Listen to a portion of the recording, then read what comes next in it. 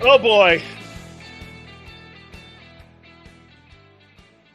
This is the show where you get radicalized, or I should say Sileo-ized, with truth, justice, and the Big Sills way. And we start the program off with Big Sills. Yes, sir, boy. 2 days after the Chernobyl collapse.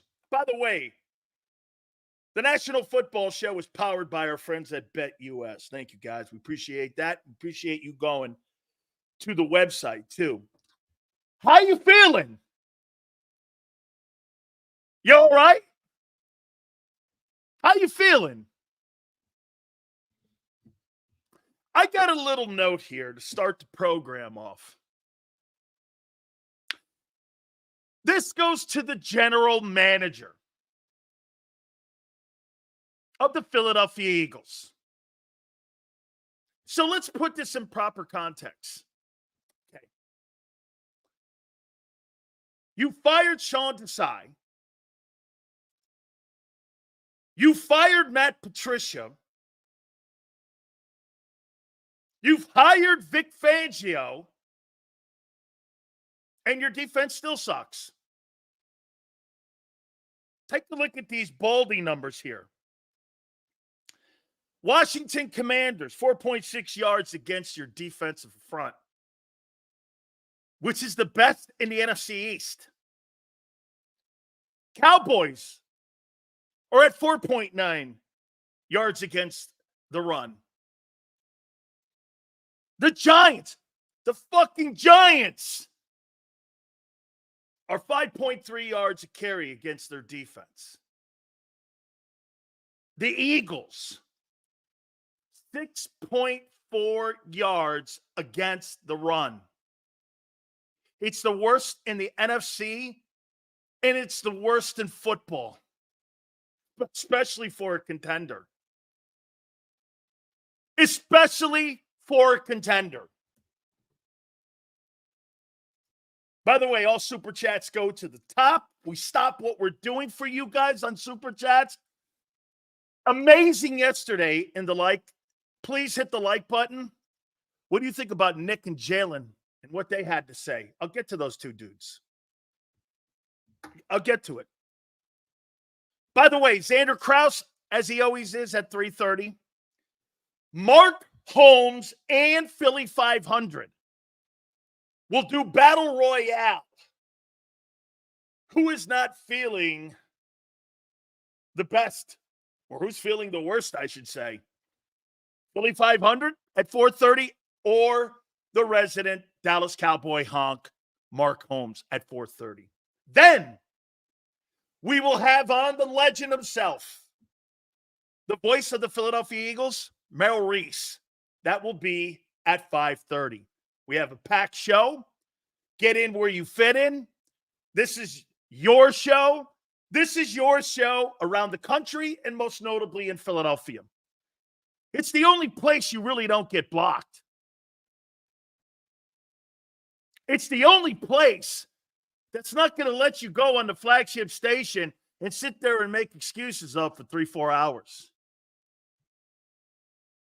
That's not what we do here.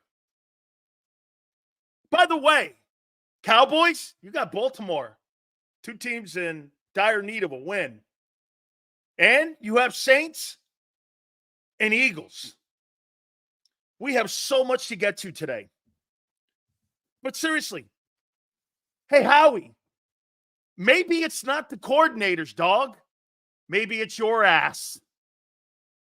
I've been saying this for 4 years. That guy is pathetic in drafting defensive fucking football players, and everyone killed me. People on my network, people in Philly, people across the country. Even when I pointed out metrics or analytics, you didn't want to hear it. You didn't want to hear it. Howie Roseman is not a personnel director. Howie Roseman is not a personnel evaluator. He's not. He is not a personnel guy. You want to hear something crazy? When he is right, it's because of other people having developed or not developed. Here's where I think he is good. Was A.J. Brown underutilized? Yes. Okay. Darius Slay, was he underutilized? Yes. Okay. Was C.J. Gardner-Johnson in New Orleans? Yes. Okay. He didn't draft any of those guys. He didn't evaluate those guys. He knew they were better, though, than what they were on their old teams, which means this. I give him credit for being a pro personnel guy. He can find a guy. Yes, he can. He can find a guy. He can't develop a guy. Get this. He can find Darius Slay, but when he has Gardner-Johnson and he looks at Gardner-Johnson, he goes, that guy's underutilized in New Orleans. Those are grand slam moves. But when he has TJ Edwards on his roster, he don't see it and he don't want to fucking pay him. What? Now the Bears have the best linebacking core in the league because Edwards is on that linebacking core. Do you understand that TJ Edwards is one of the top 5 interior linebackers now in the league? Let me say this to you. What in the world and how in the world do you think that defense would look if you had one of the 5 best interior linebackers playing on your defense right now? You think Edwards would help? Would he help N'Kobe? Probably. I mean, let's be candid here.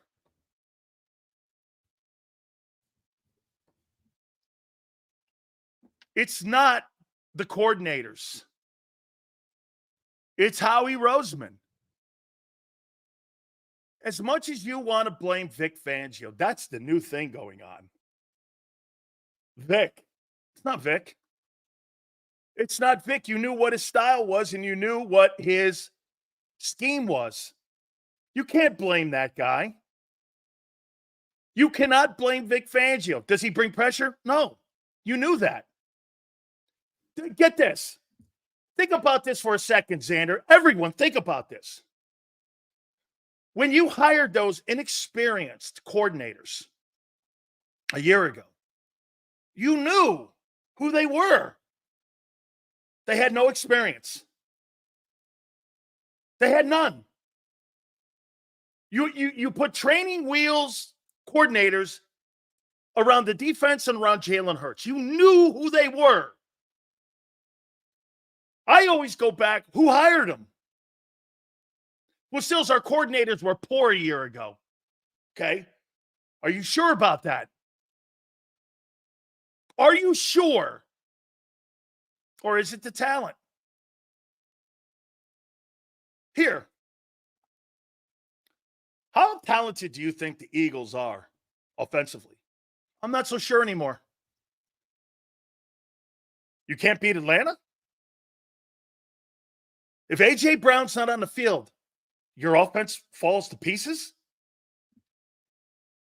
and looks like the Steeler offense. I mean, the offense is really that talented when AJ's not on the field. You mean to tell me that that's not a Ferrari still? Boy. Overhyped offense. Overrated. If A.J. Brown's not on your offense, you're overrated. You're overrated. You got to back up a little bit on what you think of that offense. Overpaid and overrated. Hit the like button, guys. We're going to get an early look at Saints and Eagles here in a minute. The presser with Nick Sirianni.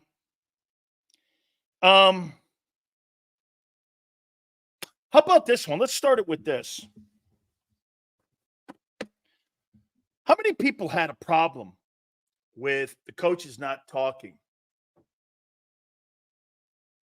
after the Chernobyl meltdown against the Falcons? How many people had a problem with that? Do you have a problem with that?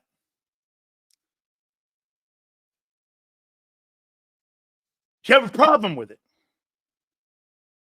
Sam says, of course. More word salad. Coaches cannot coach. So no problem. Tony says yes. KC Eagle, yes. Big problem. RTF. Flexing, yes. What were the coaches going to say? The coaches have no say. I mean, what did you want? Coordinators to say something? You got 3 head coaches. You know how they say when you have 2 quarterbacks, you have no quarterback? Well, you have 3 head coaches. You have no head coach. You got a headless football team. You don't have an identity. You know how they say you take on the identity of your head coach? You can't take on the identity of Nick Sirianni. You know why? He has no authority. He has no authority. He thinks he says. Well, he wants you to think he does. Remember, don't believe anything out of NovaCare. There's nothing truthful that comes out of that place. I don't know what is a bigger lying house, the White House or the NovaCare house. There's lies everywhere. I have no idea who lies more. So what you do is you don't believe anything. And you believe your own words that you dissect and you filter through what their bullshit is. I'm going to get to all your takes. I promise you guys. Nick Sirianni's a huge liar. He is a liar, but that's coaching. Coaches are most notably liars unless you get guys like Mike Tomlin. I love Mike Tomlin. Don't ask me a question you don't want to hear because he tells you the way it is. You know why Vic and Kellen can't be more assertive? That supersedes the only job that Nick believes he has. You know what that is? As a pseudo head coach of the Eagles. You have, again, started the season out with an issue in your locker room. Not by the players. You put get this. Jeffrey Lurie and Howie Roseman put the players in an uncomfortable situation to have to appease coordinators and head coaches. Do you fucking realize that? If I have a problem, I don't want to sit there and have to go through the political angling or the political ladder of who I get to go to if I've got a problem. I want to go to my freaking head coach.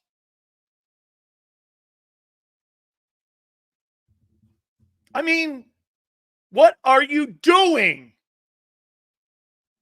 This is why the Philadelphia Eagles, that 2017 Super Bowl was the biggest fluke on the planet. I mean, it was a fluke. Will you ever duplicate that again? Not the way you run your team. No way. And you had competent coaches. That's the last time you've had competent coaches in the room. Wait, can you name me another time that you've had competent coaches? You know, the Gannon and Steichen thing looked a lot better, but you didn't have a competent head coach. You know, an RTF, I don't mean that for the fans. I mean that for the organization more than you guys, because you guys deserve that Super Bowl. You deserve that moment. I don't mean to be like that. I'm talking about those guys, not really the fans, okay? I don't mean that, and I'm not downplaying that great win. It's one of the greatest Super Bowl wins of all time. Let me quantify that. I don't mean it like that, but I mean it towards those dudes. Okay? I mean it towards those dudes. Okay? Not taking it away. I am not putting it, not any of that. You want to put an asterisk on a title, you put it on that Mickey Mouse championship LeBron won. That's an asterisk in my mind. Okay, but I'm not inferring that. Okay?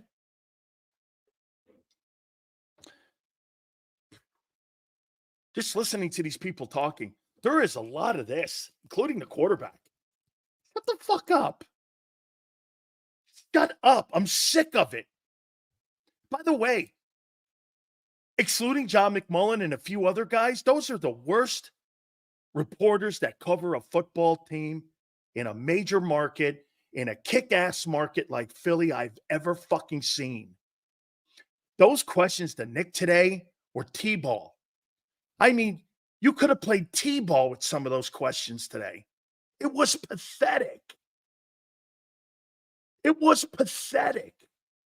I'm sitting there listening to this going, ask these guys, you know what the problem is? You got to worry about that piece of shit Bob Lang and what he thinks of you and how he handles himself around the media. Instead of being this, I don't care what he thinks. I don't care what the Eagles think of me. I'm here to do my job. But they take key fobs away for that today. Reporters, and I feel for those guys, they can't do their jobs anymore. You know why? Because the Eagles and the NFL, you're now charging people to go and cover training camp now. That wasn't a case in the past. The NFL is such a juggernaut now, they control the media and the narrative. Okay? That's not Philadelphia sports. Like I knew it growing up. Driving down to Wildwood, listening to IP when I was a kid. IP went up and down the East Coast. WIP was the first sports radio station I listened to. Because it was the first. FAN came second. The shit you do today is cheerleading and a joke. Why don't you ask Nick? Nick, whose call was that on 3rd and 3? Wasn't asked one time today. He goes, Kellen made the call. Kellen made the call and you made no decision on it. Or did you make a decision? So what was your position in that? You were okay with it? I'm going to get to what he said. Make Philly sports talk great again is what our mantra is going to be here on the National Football Show with Big Sills. Make Philly sports talk great again. I want a shirt with that.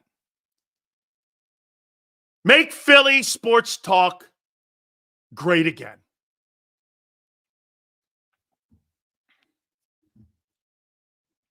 Did I have a problem with him not talking to the team after the nuclear meltdown? No. What was he going to do? I'd rather shut your face than give me that word salad.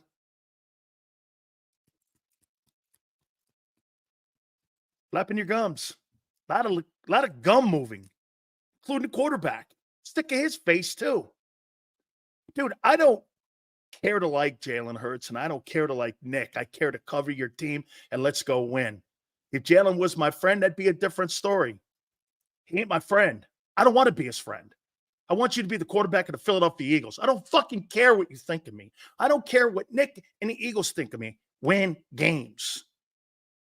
I care more about the people in here, what they think of me, than I do those dudes.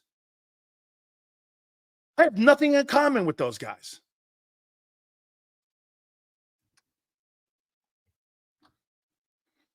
Did I have a problem? Why? Nick doesn't have a job. Nick doesn't have a job. Why would I have a problem with it?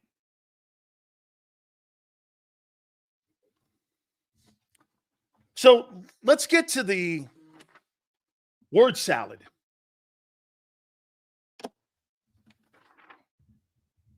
And then we'll get to the Falcons and Eagles. We'll do that second.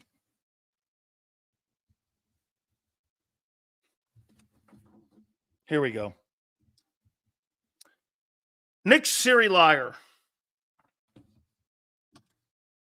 I know he spoke to the media for about 30 minutes. Angelo Jersey, 5 wins. Angelo's right. Shit, Angelo. Xander was posting at JAKIB Sports and on Twitter, our Twitter, some of the sound clips from Angelo yesterday. Angelo's like, that might be too much. Hey, you want to hear something about that Saints game? 3 weeks ago, the Eagles were favored by 6. Now they're 2.5-point dogs. Have you ever seen that before?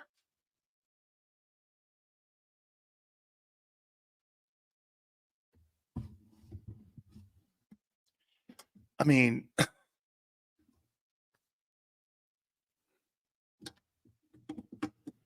hit the like button, baby. Hey, Senor. Senor did it right there, baby. Senor got the 6.5 before that thing flipped. Way to go, man.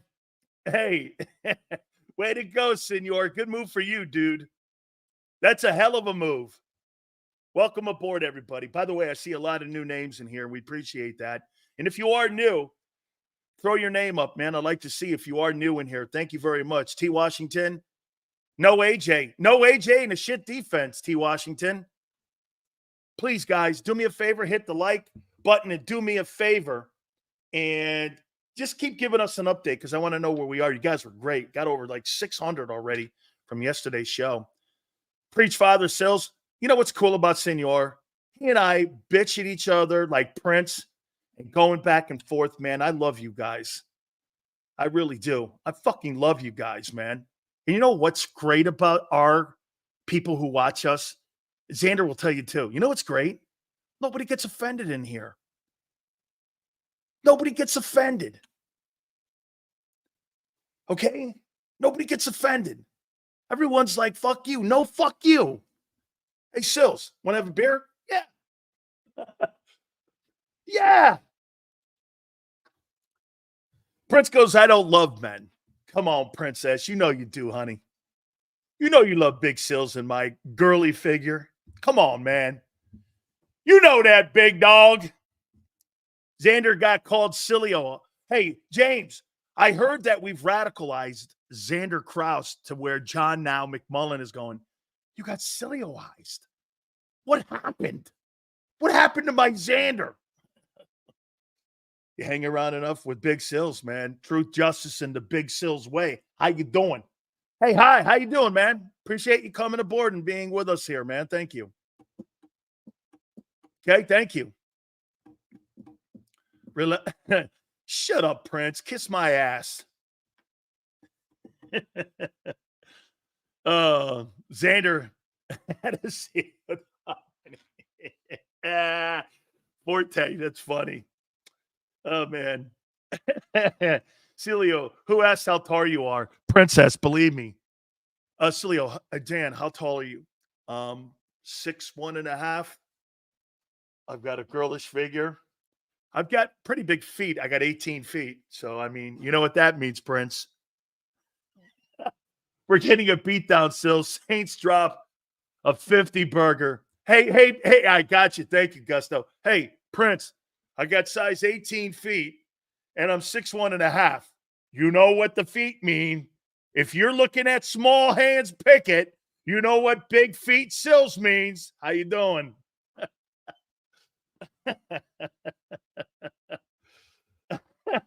Where's Queen Brunson? Who's that?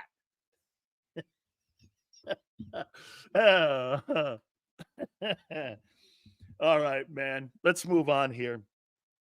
So Nick Sirianni. Okay?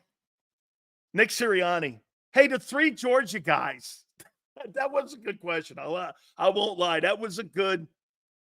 Thank you very much. I appreciate that, Jay Wybe. Thank you. Hey, you're 3 Georgia guys. He goes, yeah, you know, here's classic Nick not to shit on Howie's picks. Well, you know, they've had some good moments. I'm like, when?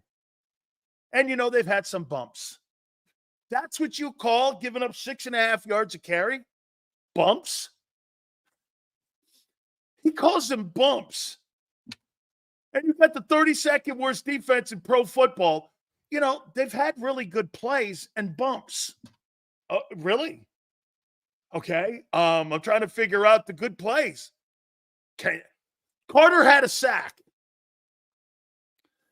Let me get A here. Sills, is the scheme the problem with our DTs? Why does it seem the D-line is completely regressed? A, it's not the scheme. Get off the block. Watch the film. Get off a fucking block. Get off a block. Engage. 3 technique. 2 technique. 1 technique. White, slip, move. Not that hard. This is about getting whooped at the line of scrimmage. Scheme's not going to help getting your ass kicked. There's no scheme in run defense. It's an attitude. You heard it here. Saints drop a 50 burger Sunday, Sills. Justo. Thanks, brother. We're the Georgia guys. And here's a typical Fredo Sirianni answer. Well, hey, this guy keeps this bullshit up. They're going to take him for a boat ride. Okay. They're going to take Fredo Sirianni for a boat ride. He's going to be doing his Hail Marys. And guess what? He's going to get it in Tahoe. Boom. Where's Fredo? Hey, bring Anthony in. He's got to go to Reno with his father. Hey, yeah. Hey, bring in Kellen. Yeah, Kellen's got to go to Reno with Howie. He's got to go to Reno with Howie. Huh? D-line wanted to tango more than beating blocks. Yeah, you're dancing around the blocks too much, man. Get off the damn blocks. Make a play. Here's another one.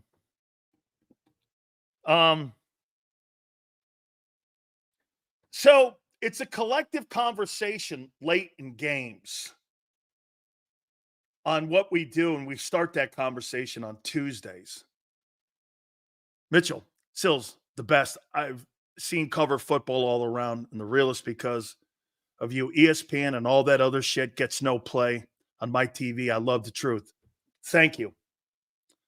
Thank you for the comments. Thank you for the super chat. Welcome aboard. I mean that. Hey, believe me, you know what he'll do? Our friend Mitchell here, you know what he'll do?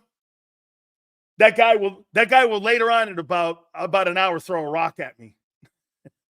Truth, justice, in the Big Sills way. He'll go, yeah, take sucks, Sills, but I love you.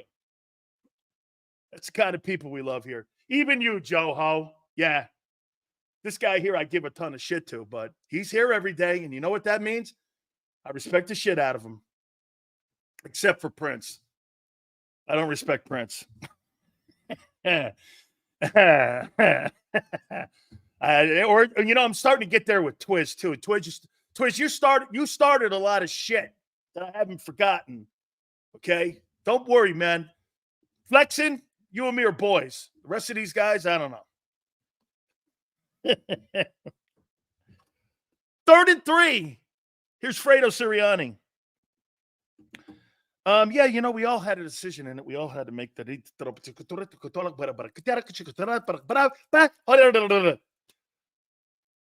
I felt like the 3 monkeys. No see, no hear, no speak. Oh, I can say that on my show. 3 monkeys, right? We're good. Okay, just want to double check. We're good with that. Standard is in practice? We're good? Okay.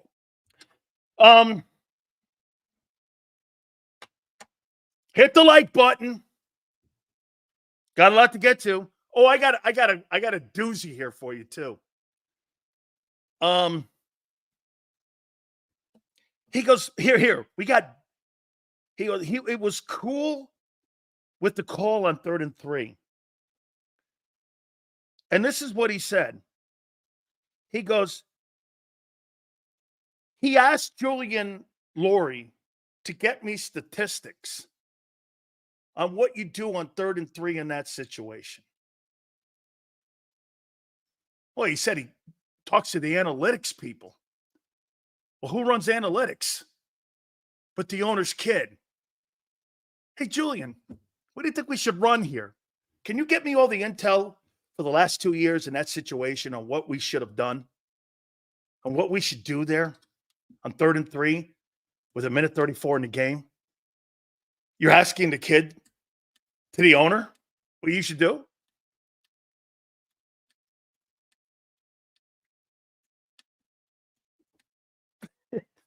So he in his press conference today, he blew Howie Roseman, and now he's blowing Julian Laurie. Hey, analytics is this much of it. You know what it is when you're down on the goal line and you got to make a stop? It's guts. It's guts. It's hard play. It's determination. It's knocking people the fuck out. Not asking some kid in a suit who was born on third base what you think he should do in the analytics department. Isn't it funny? People in the analytics department have been with the Eagles for 30 years. If you're a head football coach or a position coach with Philly, you got the lifeline of 2 years? You got the lifeline of a moth. That's a coach in Philly.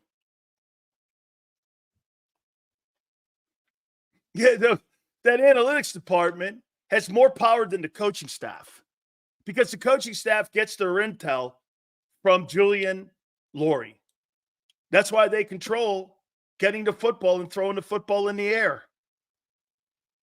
You know, anybody can make numbers look the way you want them to look. You think Mike Tomlin sits around with analytics and goes, I'm going to run that play because the guys upstairs told me. What a fucking disgrace of an organization. I guarantee you Doug Peterson hated that. And we had that confirmed on our program a year ago when Frank said that's how it works in Philly. Analytics gives you the game plan or the details to the game plan. He said it again today. We take all on 3rd and 4, all on this from the analytics department, and they tell us, what did he say? They put it in a computer and they churn out results. It was, and I don't know about you, but if I was in that room, I would have started laughing, and Bob Lang and his comrades and all of his propaganda comrades would have threw me out. I wouldn't even got a fucking Slurpee. I wouldn't even got one of those Chip Kelly slushy bars. I wouldn't have got any of that. Hey, Sills, give me your fob. You're not here. We don't have a parking spot any longer. I would have just started laughing. There you go. That's a great one, Mario. What the fuck? Ever happened to just recognizing situational football and the eye test? Dude, think about that, Mario. Your coaching staff, the reason that they get in positions because of what happened against the Atlanta Falcons, the defense and the offense situationally were out-coached because of analytics. They lost that game because of Jeffrey Lurie's kid and his intel. Because the coaches went with the intel they were given. Do you understand what I said to you guys yesterday? 0.7 chance with 1:34 left in a game. The comeback by the Falcons was the 6th most improbable comeback, 7th most improbable comeback since 2016. What? It's 1 in a million. It's 1 in a million that Atlanta would have won that game. No timeouts, or unless you give them one. Dude, I'm not telling you there's not a place for analytics and trends. Game plans are built on trends. But here's the trend that's different in Philly and really in the NFL today. When you got a trend book, this is what teams were doing. Do you know what the analytics department in Philly's telling you? What you should run against that play now instead of doing this. Let's just get out there and play ball and see what they're going to throw at us. Don't be so beholden to the analytics department. That game, in a nutshell, came down to people following the numbers, not coaching, and not a gut coach feeling. Mike Tomlin's not winning games in Pittsburgh because he's got some analytic guy and some great quarterback. He's winning because that guy's going from the seat of his pants numerous times. He's doing it now with Justin Fields. Justin Fields sucks. He's 2-0. Does it shock you? Fuck no. Fuck no. Look at Prince here. Prince is dead on. Prince is dead on. Prince, repost that. Repost what you said, Prince. There you go. Saquon was averaging 9 yards. Then we started passing the ball because they went with the analytical numbers. I think that gets into the way of Jalen Hurts' process too.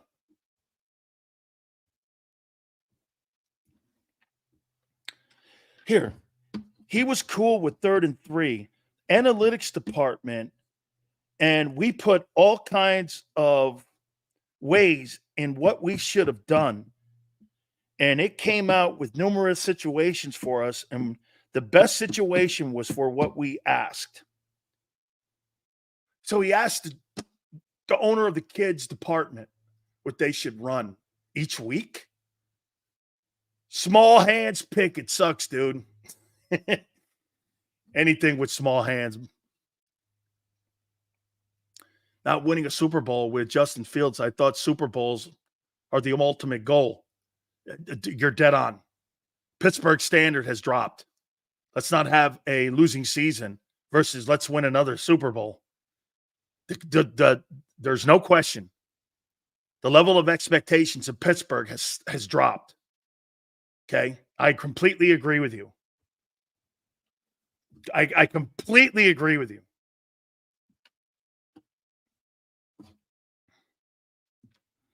He was asked a question. Get this. Hey, what happened? Somebody asked a bold question and a straightforward question.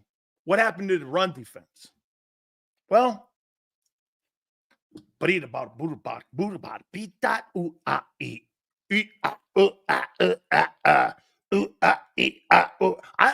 not going to repeat it because it didn't say anything.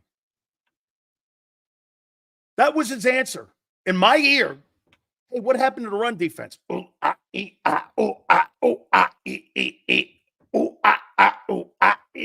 That's all I heard. That's all I heard. I have to admit, Sileo, you were right about the Eagle defense. What do we do to fix it? Nothing. How we didn't fix it. How we didn't fix it. This is not a Vic Fangio issue. He plays too high safety and corners off the ball. What do you want him to fix? He doesn't bring pressure. What are you talking about? Yeah. What are you going to do? Go out and make a trade? Okay. Who, Max Crosby?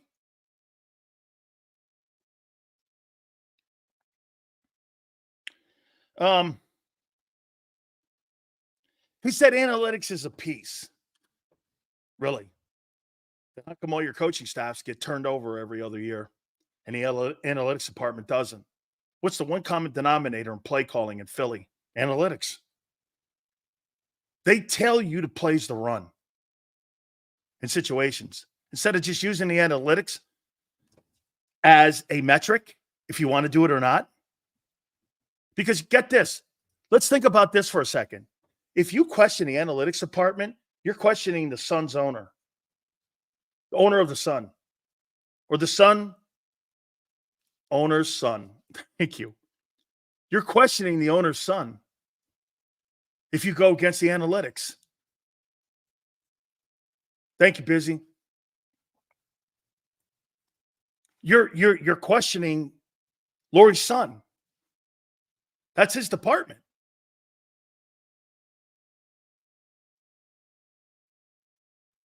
I wrong? This is in theory. He's head of analytics, which means the owner's involved. And what plays to run on Sundays? What the fuck does he know? Boy, they really think they won that Super Bowl. Jeffrey and Howie. They didn't. Philly won that fucker. Hey, let me ask you something. Do you guys believe that Philly is one of the greatest, if not the greatest plays in Philadelphia sports history? Would you not agree?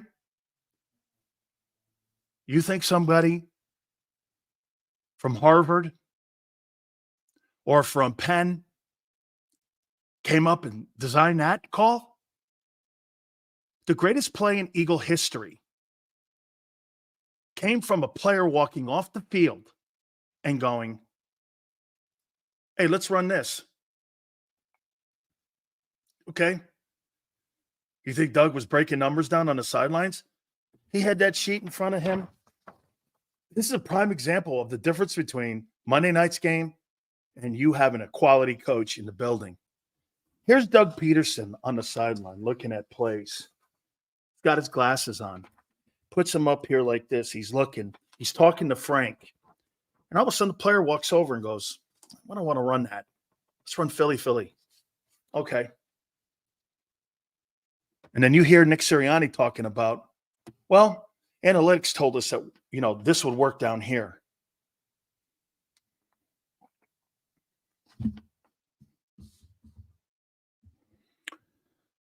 Bills versus Cowboys, 23 season. Bills ran 226 and 94 passing. That's right. 31-10. Should have been the same. Absolutely. This is why we don't have an identity on offense. Completely true. I love that Bills take too, by the way. We go to analytics based on down and distance and time as opposed to the feel of the game. That's why we stopped running the ball. That's correct so much. By the way, these super chats are sensational. These are sensational takes. Trade Henry and Moss for Jamar. My other running backs are Saquon, Ford, Bernard, and Chubb when he returns. My wide receiver, like him. Like him, Sea-Dog. You're going to get some production out of that this weekend. Imagine that on a night when Nick was in the building. They got beat by analytics. They had no feel for the game. By the way, I wonder how that goes over with Kellen Moore. Kellen Moore has to bite into that too. Okay. So these are the plays, and Kellen has to have a feel for that. How can a coordinator of any value have a feel for it when you're being told what? This is why they don't have really any say in the defense. Because the analytics don't really tell what Vic to call on the defense of coordinators. That's all feel on what the offense is doing at that particular moment. That's why Nick's not involved with it. He can say all he wants about run defense. The fuck does he know about run defense? He don't know shit about it. He's a wide receiver coach. Honestly, what would he know? If Nick Sirianni came to me as the head coach of the Eagles and said, that 3 technique, I'd look at him and go, you're out of your fucking mind. You better go back there playing with Britton Covey. You know what you're talking about. You think you do, but you don't. I'm a pro player, man.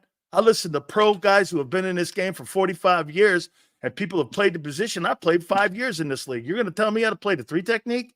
Go sit down. Go sit down.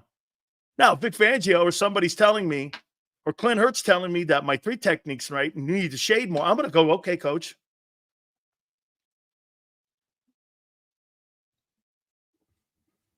I mean, okay. Nick Sirianni telling me how to play a 3 technique?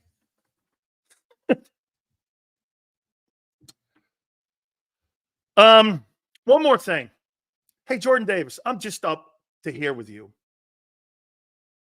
I'm fucking up to here with you. I'm sick of your fatness. I'm sick of your laziness and non-production. I'm sick of you. I'm sick of it. And Jalen Carter, Your character's starting to not show. And all the things they said about you at Georgia about being focused are true until otherwise proven otherwise. Two dudes with immense talent. And guess what? They're not living up to it. Come on, fat guys. Lazy and immature. Two things you don't want to be. And you got them in both guys. Okay?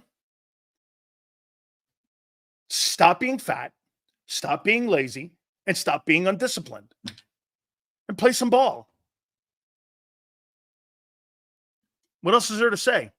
What do you want me to make this nice?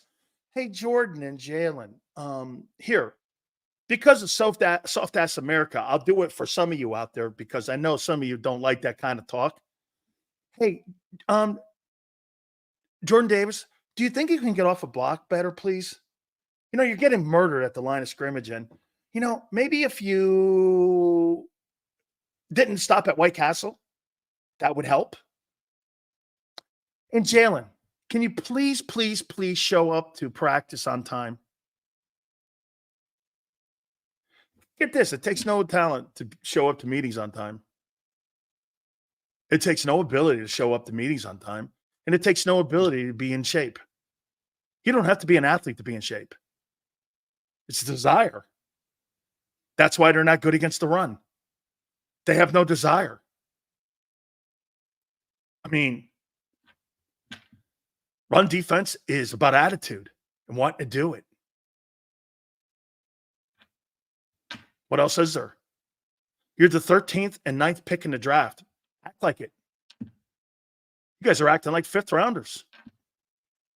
Hey, is Jordan Davis a bust? No. He's okay. He's an NFL player. Is he the first pick, 13th pick in the draft? Oh, no. No. Hey, Jalen Carter, I'm getting there too with you. You're looking like a 3rd rounder. Was Bijan really the pick? Remember I told you Bijan or him? Jesus. Don't make me look stupid, guy. I said you could be the next Jerome Brown.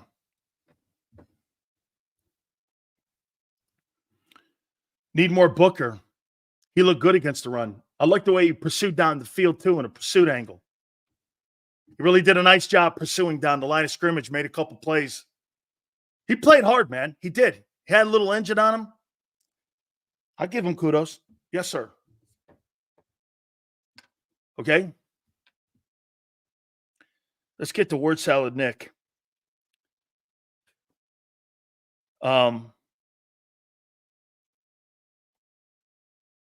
He talks like a politician. Well, you know, and I'm like, my God almighty, this guy doesn't tell the truth or say anything. Well, then again, he could run for office in Philly. What's wrong with the run defense? Getting off blocks, making tackles, having a commitment to your job, and coaching better. Gee, wow, what an epiphany. Can I make $6 million saying that shit too? How the hell do you get a job like Nick Sirianni? Wow. You don't really have to be good at it. Seals, you've been admirable forthright about your career and how you wish you would have worked harder. Absolutely. Can anyone have gotten through to you to change back then? Can anyone? Yes.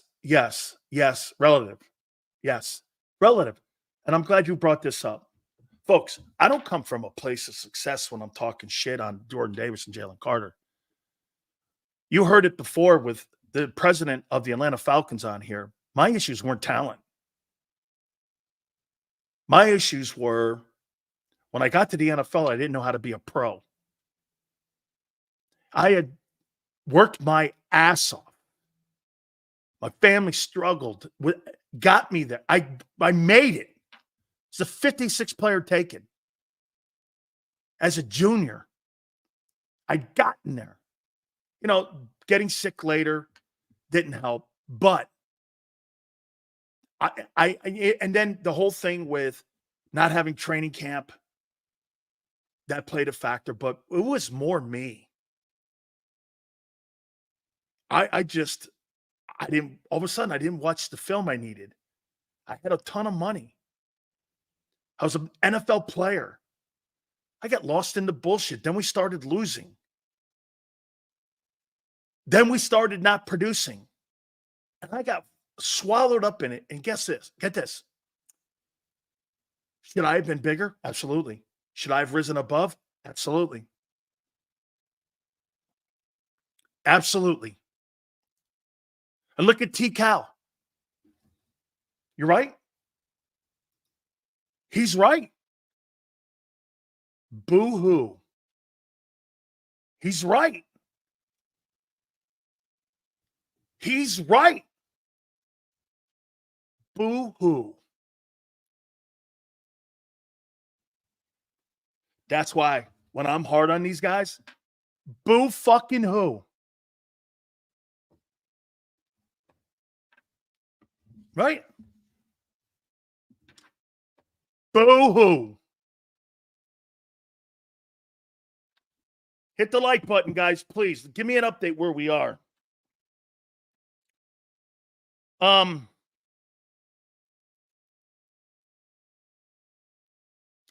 Getting Dallas more involved. He hasn't been involved in 2 years, Dallas Goedert. Week 7, over under. When will Nick be fired? They're not firing him. They are not firing him. Not a chance in hell they're firing him. They may at the end of the year.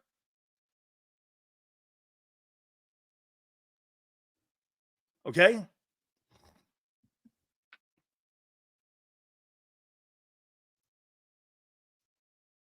little bit. Cobra, when you get $500,000 to $600,000 put in your bank account, you've never had a bank account. It's a weird feeling. 114 likes, guys. Let's get it up. I appreciate it. Let's get it up. Maybe we should use a better term. Dallas can't get open, Sills. Maybe it's scheme. It's 2 years now, though, Prince. They can't get them open.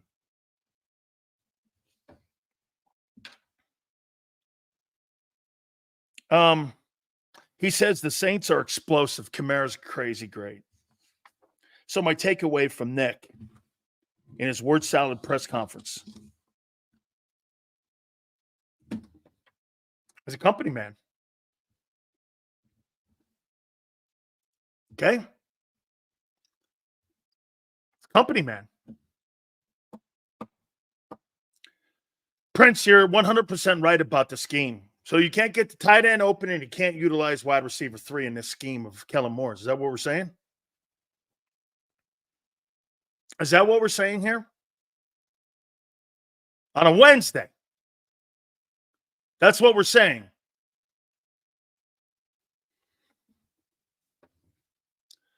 Senor, you didn't miss anything, really. You could have put any press conference that Nick has done in the last month. Just change the name of the team, and it's probably the same. And you know what he does do? Can I tell you one thing I can't stand that he does at those press conferences? He holds, for a guy that holds and says things that there's accountability, those press conferences hold nobody accountable. It's the worst head coach that ever stands in front of a mic and makes excuses for bullshit than anybody I've ever fucking seen in my life. I have never seen a coach make excuses and have no accountability for getting the shit drug out of you by a football team called the Atlanta Falcons, who are not that great. And you're coming out on a press conference, giving word salads and no accountability. Come on, man. Dude, give me a coach like Mike Vrabel or give me a coach like Mike Tomlin any day. That's fucking not good enough. Somebody asked Mike Tomlin the other day about a player having 3 penalties in a row. And the reporter goes, hey, is that why he didn't go back in? You know what Mike Tomlin said? Absolutely. Mike didn't have a problem telling that guy and calling that guy out in the media. Mike Tomlin has no problem telling people who they are and what they are right there. Funny thing in Philly, nobody gets the shit beat out of them. You should have got killed at the press conference. Tuesday morning. You should have been murdered by the head coach. Coaching staff, Kellen Moore, Vic, his decision-making, the players, all of it should have been murdered. At least you'd have felt better about yourselves. The Eagles are lying to themselves.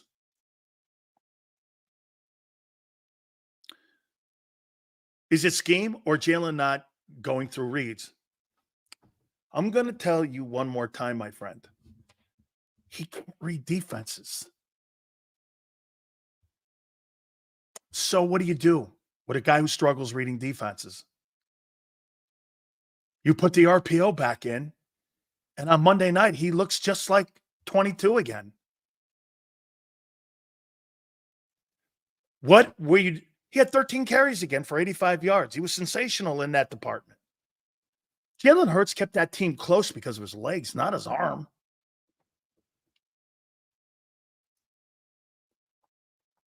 He locks onto a target, and it's predictable. Here, wait a minute. The offense is set up that way. You don't go to Goddard. Dotson was a non-factor. Those Covey passes, they tried to fool Raheem Morris, the owner of a Super Bowl championship ring, as a D coordinator, a former head coach, with 6 passes for 23 yards, and thought that was an option that Raheem would bite on. Who's Britton Covey? You throw to Devontae Smith. He was the only guy that was going to beat them. Or Saquon. There were 2 dudes. And they were comfortable giving the yards to Devontae.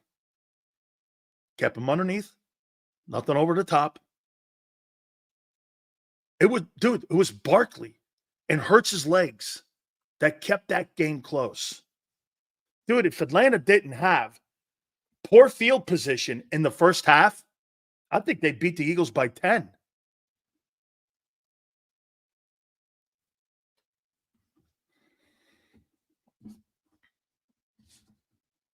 I mean, Jordan Davis, man.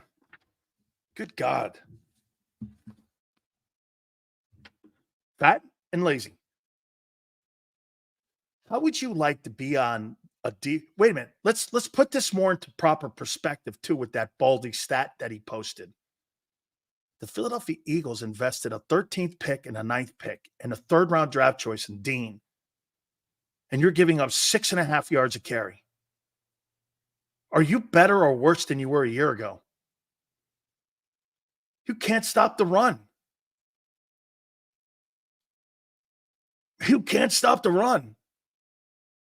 You drafted a 3rd-round pick at linebacker. You drafted a 9th pick. And you drafted a 13th. You got high-volume assets. And you're getting murdered. That scheme? That's lining up and playing ball. That's like blaming. You know how Bryce Harper goes into an 0 for 7 or an 0 for 27 hitting slump? It's like blaming the hitting coach. Akbar goes like this. 15 points, Sills. Well, who in the fuck ever said that Kirk Cousins was a superstar quarterback? Akbar's taken victory laps for holding the Atlanta Falcons for the majority of the time to 15 points. The Atlanta Falcons were owned by the Steelers in the opening week. You're making the Atlanta Falcons out to be the Chiefs. No, I didn't, Prince. I said Atlanta has a football team that could make issues for you. And personally, I told you all offseason, I don't believe your defense is good enough. You don't have a championship defense. And it fell apart.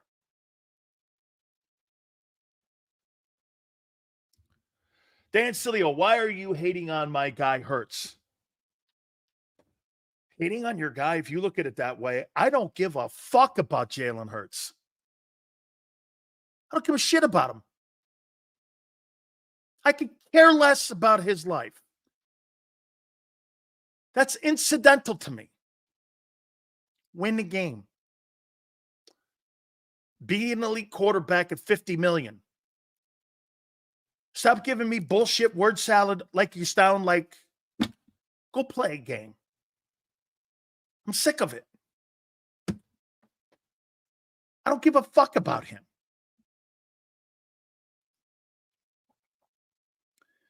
You can have all the tools in the world, but if you don't know how to use them, Hurts has to learn to read defenses and not lock on to one person. That's going to take time.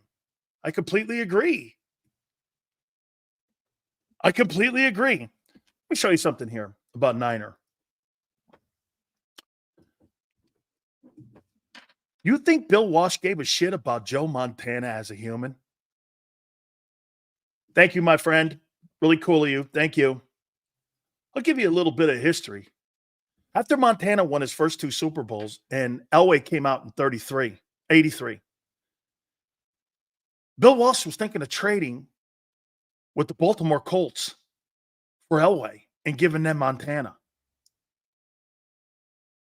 He was a Stanford guy, and he loved Elway, and he was like, came down to the last 23rd hour, and Walsh said, no, I think there's still a couple more Super Bowls. There were 3 more, or there were 2 more with Montana. And while Joe was in the league, Elway never won a Super Bowl. He didn't give a shit about Joe. He cared about the organization and winning. I know some of you love Hurts. That's not how I look at players. I don't care. Now, when guys like Kelsey and players like Brandon Graham played 10 plus years and you got a guy like that, that's a different conversation. They got vested equity in the community. That's different. Sills, my first daughter was born today. Congratulations to you. We're listening to your show in the hospital room. Great stuff, brother. You got a new youngest fan. God bless. God bless. Thank you very much, and I appreciate that. It means a lot. That means a lot. Thank you very much. Thank you. Thank you. New member. Hit the like button. Where are we in the likes here? Guys, someone asked me a question earlier. How do we fix this? Time. The only way that this gets better is if the Eagles are able to establish the run game with Hurts running the ball more. Jalen's got to run the ball between 10 and 15 times a game. And Barkley's got to run the ball between 10 and 20 times a game. And especially with AJ out. That's your formula. Throwing the ball the way you did against Atlanta, you'll get smoked in New Orleans. You'll get smoked. But if you play fundamental football, you'll beat them. You'll beat them. That's going to be a great football game. We're going to talk about it. By the way, Xander, don't take a timeout. Okay? Don't take a timeout, Xander, because I want to get our Bet US in here, but then we're going to continue. Bet US, don't forget, Thursday Night Football, it is the home opener for Aaron Rodgers in New York, Jersey, for the New York Jets on Thursday, so that should be very interesting. His last opener was where he played 4 plays and the season was over for New York. Great weekend games, Baltimore, Dallas. Plus we have Eagles and Saints. That's going to be a barn burner. But don't forget our new book. And if you're looking for a new one, our friends at Bet US are there for you. This is a great opportunity for you to get 150% bonus on your first 3 deposits of up to $2K. We so appreciate that. Also, how about this one? 200% in crypto bonuses. Go to betus.com.pa. That's betus.com.pa.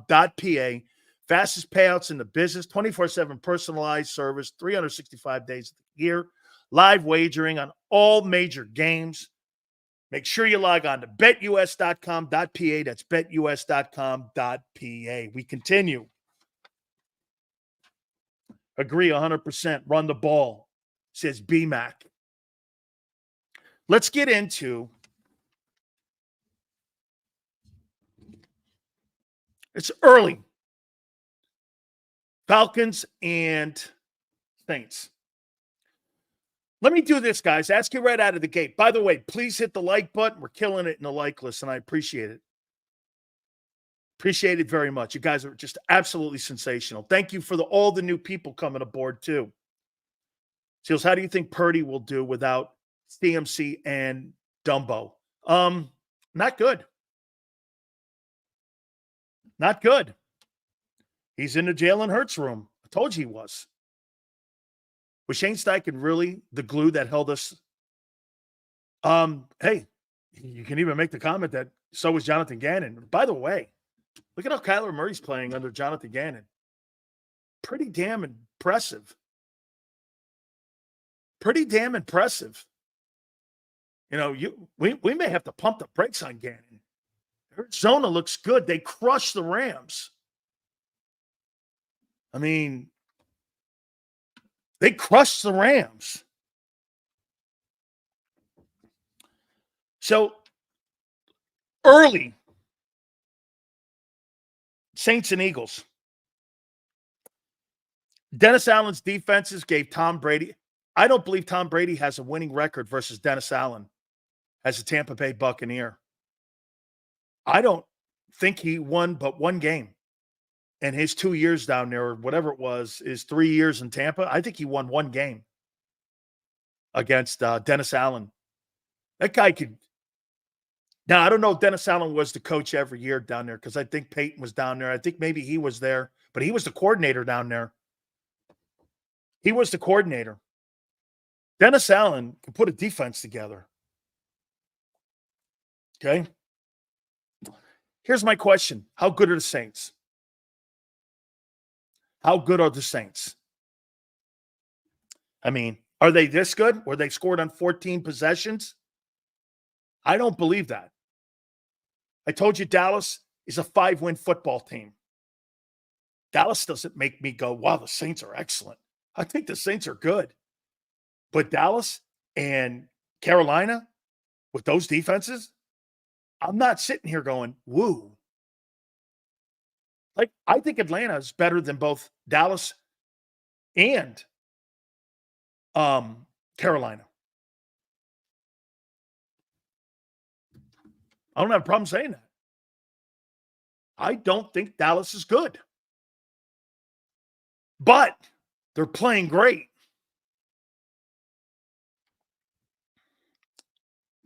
They're scoring 45 points a game.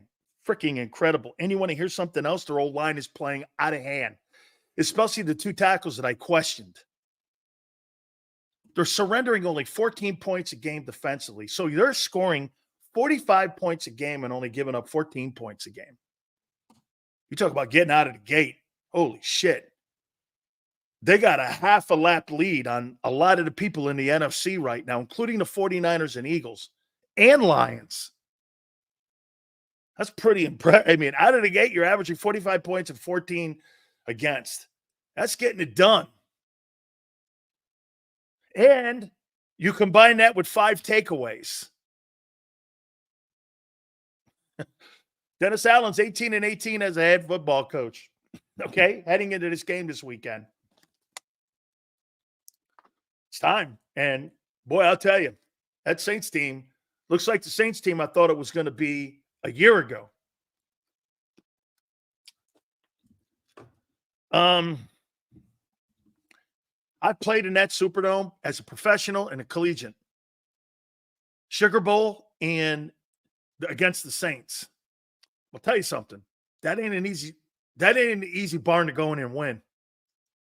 It's loud. That Saints fan base is great. You really can't hear a lot of shit in there. It's a tough place to play. You know, I would tell you that that's one of the loudest places I've ever played a football game. College-wise, we were playing Tennessee. I couldn't hear shit in there. And when you go in there and play the Saints, it's even off the hook, and they were good when I played them. Ronald, I can't tell you how good the field is because this was eons ago when I played, but I'm sure the turf there inside the Superdome, because they play a lot of football games in there. I know LSU plays a few games in there. I think Tulane will play a couple games in there. They play the Sugar Bowl in there too. So I'm sure that turf is outstanding. I mean, it's going to be a rough one here, man. You know, the OTs, could this be a game where you see some pass rushing from the Eagle pass rushers? You got youth and a guy who's not all great, but they're playing great in the first two.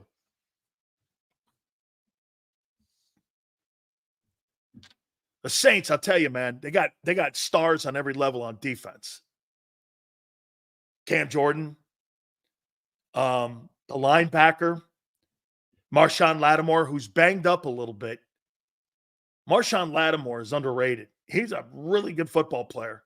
You got Honey Badger in that secondary as well. That's a good-looking football team. They're better than Atlanta, at least personnel-wise. They're better than Atlanta. Lattimore's injury, I'd keep an eye on. What a tough game. And by the way, I didn't even get to the ultimate star. I don't know if it was the legal issues and maybe the injury that Alvin Kamara had, but that fucker is great. Man, 4 touchdowns against the Cowboys last week, and they didn't touch him. I mean, he's running with a burst like he had 4 years ago. That guy is, his first 2 weeks in the league, he's all pro right now. He's putting McCaffrey and Barkley to shame. And I think Barkley's out to a great start. He's out to a better one. He's outstanding. If you had to say who the Pro Bowl running backs were in the NFC, it's Barkley and Kamara. I mean, those two dudes clearly out of the gate. And then Derek Carr playing fundamental football. I mean, you know, you look at Derek Carr's crazy numbers a year ago, he didn't play awful. Take a look at the numbers across the board. I don't even think he had double-digit interceptions. Threw for like 3,900 yards, 68% completion percentage, had like 26 touchdowns. He wasn't terrible. But I'll tell you what, him against that Eagle defense, you don't get to him, he will carve you up worse than what Kirk Cousins did. You better get a rush on him. You have to.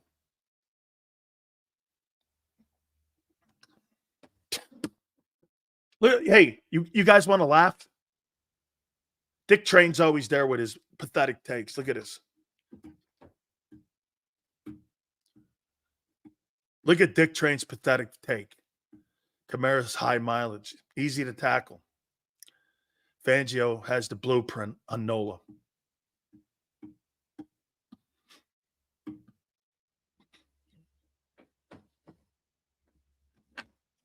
I'm going to have a fucking heart attack.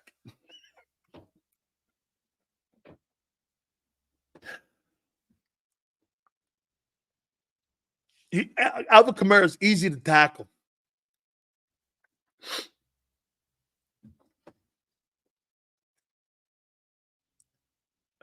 I love it when I can make an asshole out of Dick Train with his own words. And again, it's not that hard. Our defensive front doesn't stand a chance with Kamara, Williams, Hill. Hey, and by the way, too, Olave, that kid from Ohio State's looking like he's outstanding. If we don't turn it around, it's by committee. Dick Train getting stupider by the day. Damn, dude. Hey, I'm going to take a line from Lawrence Taylor, Dick Train. Don't smoke crack. Don't smoke crack. Okay? Hope that helps you. Don't smoke crack.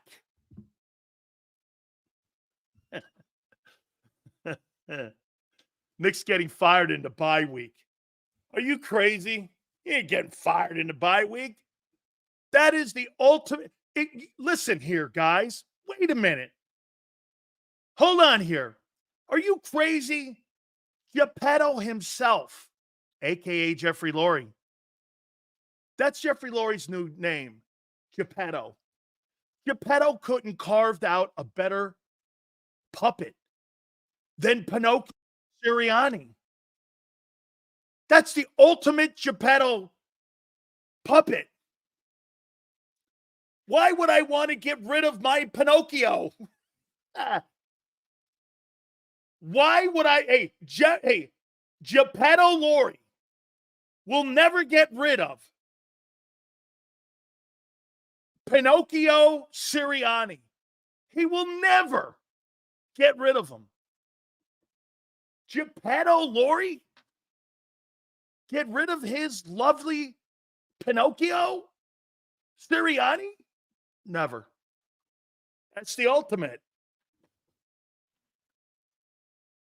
It's the ultimate. Woo! Hey,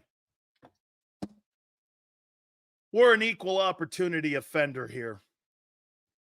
Always remember that. Equal opportunity offender. You did. You did. Big Train. You did. I got to say one thing about Dick Train. He's got shit takes, and he hates my ripping on his birds, which I actually admire. And I know you don't think I do, but I do. But he's here every day, and I thank you. I do. Dick Train, I got to tell you, I love you, man. It's all good. It's all in fun. And you know what I love about Dick Train? He knows it's in fun. See, we can't do this on Sports Talk Radio. That's why I can't do it anymore, and I wouldn't do it. You'd have to pay me $1 billion to do that again. Honestly, you can't do shows like this there. So how you feeling, Pichetto? How you feeling, Pinocchio Sirianni? You okay? Hey, Jay, thank you so much for coming on the program. You get a ton of shit from that fat fuck Sileo. I'm here to help you. Those people at WIP need binkies with names of the players that they get on. Here's my Nick Sirianni binky. Here's my Bob Lang. Here's my Jalen Hurts. That's what I'm going to do for Christmas. I'm going to send all them guys binkies in Kelly Green with names of the organization and the players on them. Angelo killed them yesterday. That's why we're the last of a dying breed. Hit the like button. Xander Krause is around the corner. By the way, my top 10 NFL teams, my top 10 quarterbacks. What else do we have here? We got a ton of stuff here yet. And also, a little bit on Jalen Hurts. I didn't get to Jalen Hurts in his comments.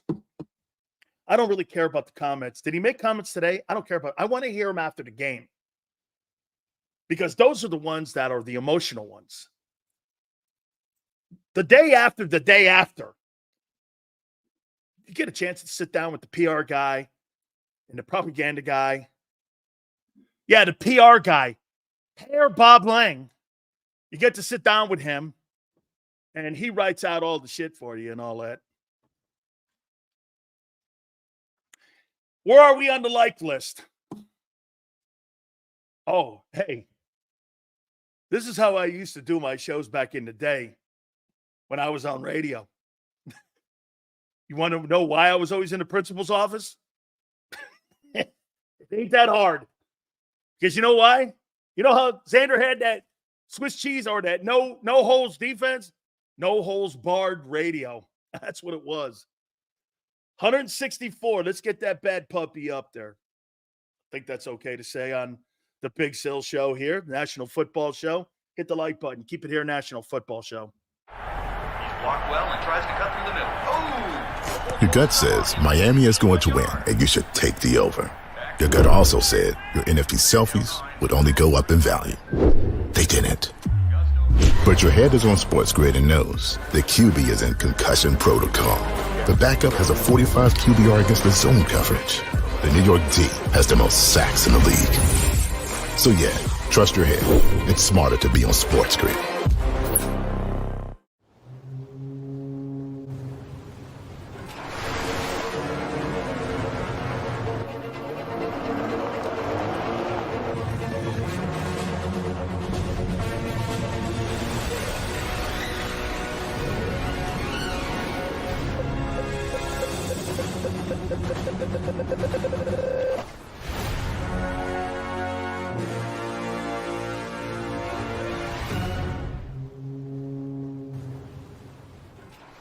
Score and save at Southeastern PA and Delaware with Colony Pools this football season, and let the experts close your pool with a custom Merlin safety cover in green for the birds. And if you join our Winter Watch team, we'll give you another 20% off, and Colony Pools will handle it all. Keep your tiles on your pool, not in your pool. Fly with Colony right now, birds fans. Visit flywithcolony.com. I get scared sometimes. Of a lot of things. Joining in. Decisions. The dark. The dark. But I once heard someone say, But as I always say, it's okay to be afraid. as long as you face the fear. And keep moving forward. Wherever you are in life, count on the name trusted in insurance for over 80 years. Independence Blue Cross. Hi everybody, my name's Jason Lombardi. I'm an inspector at DryTech. At DryTech we offer three major services, the first one being basement waterproofing. The second service we offer is foundation and structural repairs. And then the third service that we offer is mold remediation. If you feel you are having a waterproofing issue, give DryTech a call or check us out online.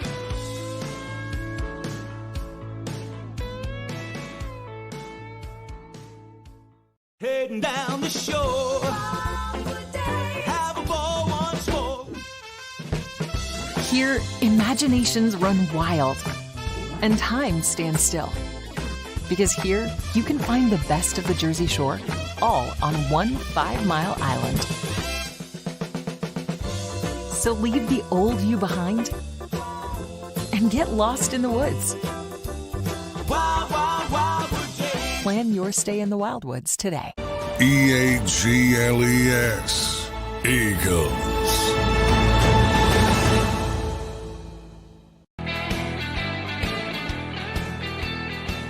Big Sales National Football Show. Do me a favor. Please hit the like button. You know, I got a boss that gives me shit all the time. You know what he says? Don't punch down, punch up. Loves what we do. Now go get me 600 likes. I wish the Eagles had a head coach like that. Hey, kid, great job today. Go get me 600 likes.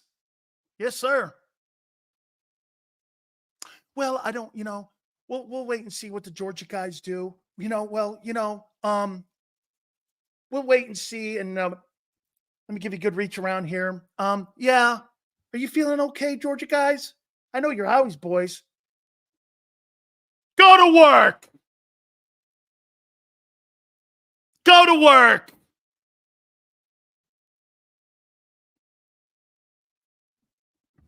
This is a performance business. What I do and what they do.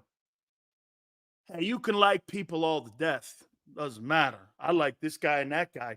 At the end of the day, I'm not getting people to my show. I'm not getting my likes. I'm not making fucking tackles against Atlanta, and I'm not earning my dough. Nobody cares about how cool you are or who you like. It's about winning ball games. Hey, I love you. Well, that don't pay the bills. That's what my aunt says, too.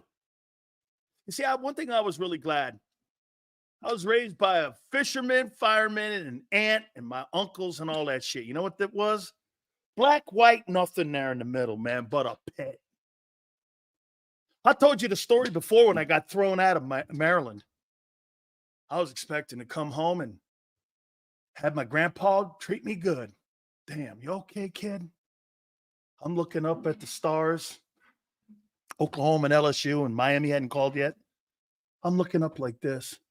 My grandpa comes outside and does this. What are you looking for?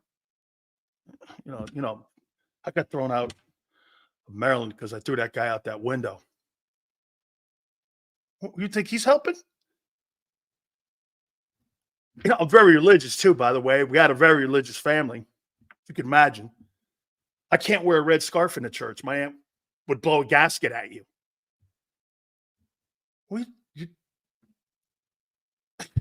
You think that guy's helping you? I'm going to hook you up here. You don't get into college. You're working on a boat or you're going to the Army. Pick one. Man, I almost started crying. I was like, please, somebody call me. Oh, man, because I didn't want to go back on that fishing boat. Boy, 4:30 in the morning to 4:30 at night. Burnt to a red apple. I didn't want any of that. I had done that for 12 years. I didn't want to do any more of that. I didn't want to do any of that shit, man. Hey, funny, my grandpa, man, he would do this, man. He'd look at you and like I'd come home from Miami after I'm on every single newspaper, Newsday, New York Times, everything. We just win a big game. My hands are in the air. My grandfather goes, here he is, big deal. Big deal, no deal. What do you think, you're somebody here? Take the frick. Hey, you got a lawn to mow.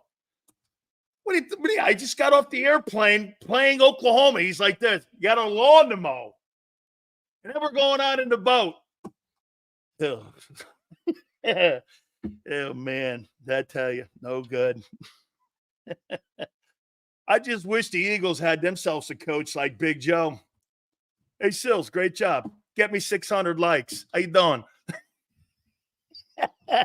Hey, here. You know, I mean, hey, Nick. Your DT suck. Tell him.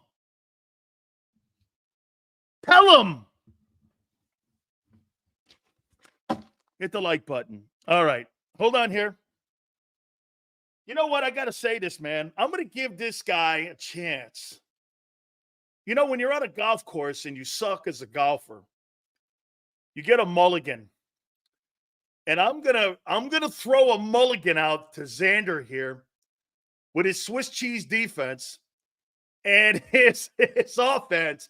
I'm going to give him a shot because we gave Angelo a shot after Green Bay, did we not? He says, no, I'm going to hang with 5. Came out yesterday and said, shit, that may be too many. So, without further ado, the man that has been radicalized, according to John McMullen, into being a Sileo-ized. Damn, you've been Sileo-ized. That was being told to me today. The co-host of Birds 365, the pregame show, the legendary pregame and postgame show here on JAKIB. Make sure you check out our fabulous network as well. And Aku, thank you very much. We appreciate that. Thank you again, my friend. Xander Krause. All right, kid. What up, Big Sills? So what's happening? Should I say Father Sills? Holy cow, man. Hey, you know what's really rewarding today? It's to see all the naysayers and the haters and, hey, And the Seth Joyners of the world, like, maybe you were right. I'm like, but this is something you don't want to be right about. You got it wrong. Being right means a shitty team. Nobody wants to cover a shitty team. I don't care what they say. I keep telling people this. Hey, the Eagles losing doesn't help me. It doesn't help us. You know what I'm saying? I mean, so I'm going to give you an opportunity here, Junior. I'm going to give you a chance to pull off your 14 wins and to modify that if you so want right now. Are you going to modify? Did I have 14 wins? Was that me? Does anybody have footage of that? Is that a real prediction that was? I don't recall. Maybe I heard that. I don't. Maybe I have CTE from listening to you for 4 years. I don't recall that take. But if you'd like me to modify, maybe that's kind of how I felt. Let me see. Let me make the call at the end of the segment. Okay. I need to hear what type of Sileoization is done to me today before I make the proclamation on how many wins this football team will have.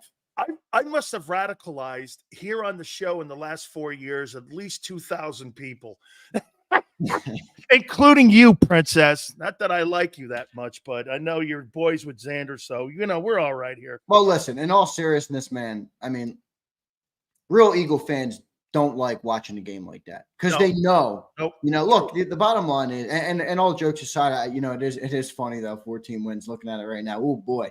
But in all seriousness, we need answers for this football team, and nobody wants to give it to us right now, including the people that cover this football team up close and personal. John McMullen this morning, me and him got into a little bit debate this morning. Nobody wants it. This team is 2-7 in their last 9 football games. That defense is the 32nd ranked defense right now. We've spent how many first, second, third round draft picks on that line? The cost of tickets is going up. The cost of jerseys is going up. The cost of parking is going up. You have to pay.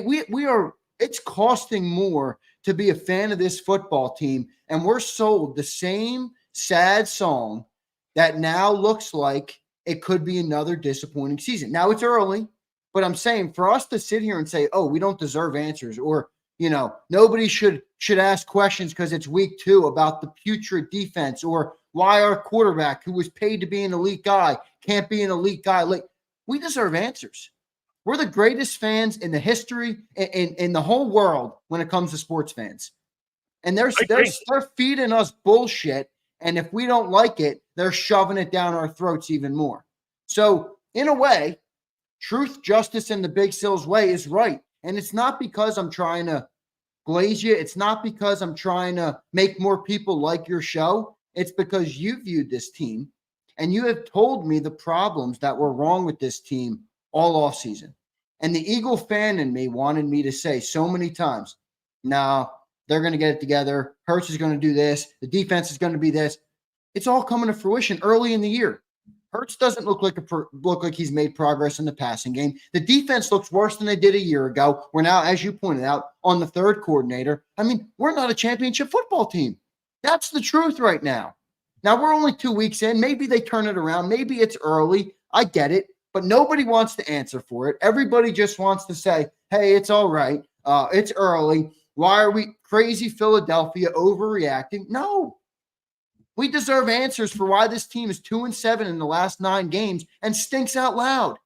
They just got embarrassed on Monday Night Football in front of a national audience, and our defense couldn't stop a nosebleed, and you could drive a tractor trailer through the holes that offensive line was making.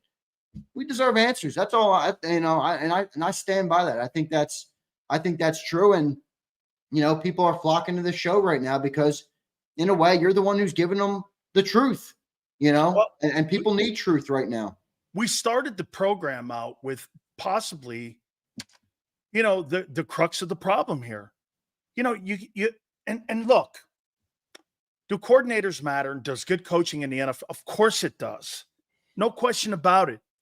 But how many coordinators are you going to go through in 2 years before you start to look at the overall problem on the team, it's the talent on the team. I mean, Howie Roseman addressing that side of the football.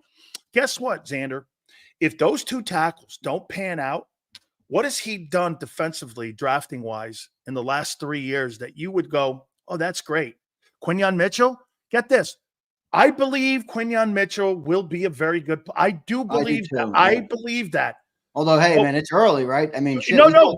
Jalen Carter looked good early too, so let's let it develop. But you're right. Now, look at you. That's the way to – get this, Xander. People back in the day had to have takes because they would say people would flip-flop. Well, guess what? When you look at Jalen Carter, have you not flip-flopped a little bit of your mentality on how he's played against the run in the last year and a half? Dude, I mean, his production causes that, not your fucking take. Him playing. Now, when does the Philadelphia sports media start doing this? You know, the guy who constructed the defense and the personnel on that side, you knew, just like you did with the size, Xander, that he was an inexperienced coordinator like Brian Johnson. You know what Nick does. It's almost the same, but the opposite. Two-eye safety, corners off the ball. You know this.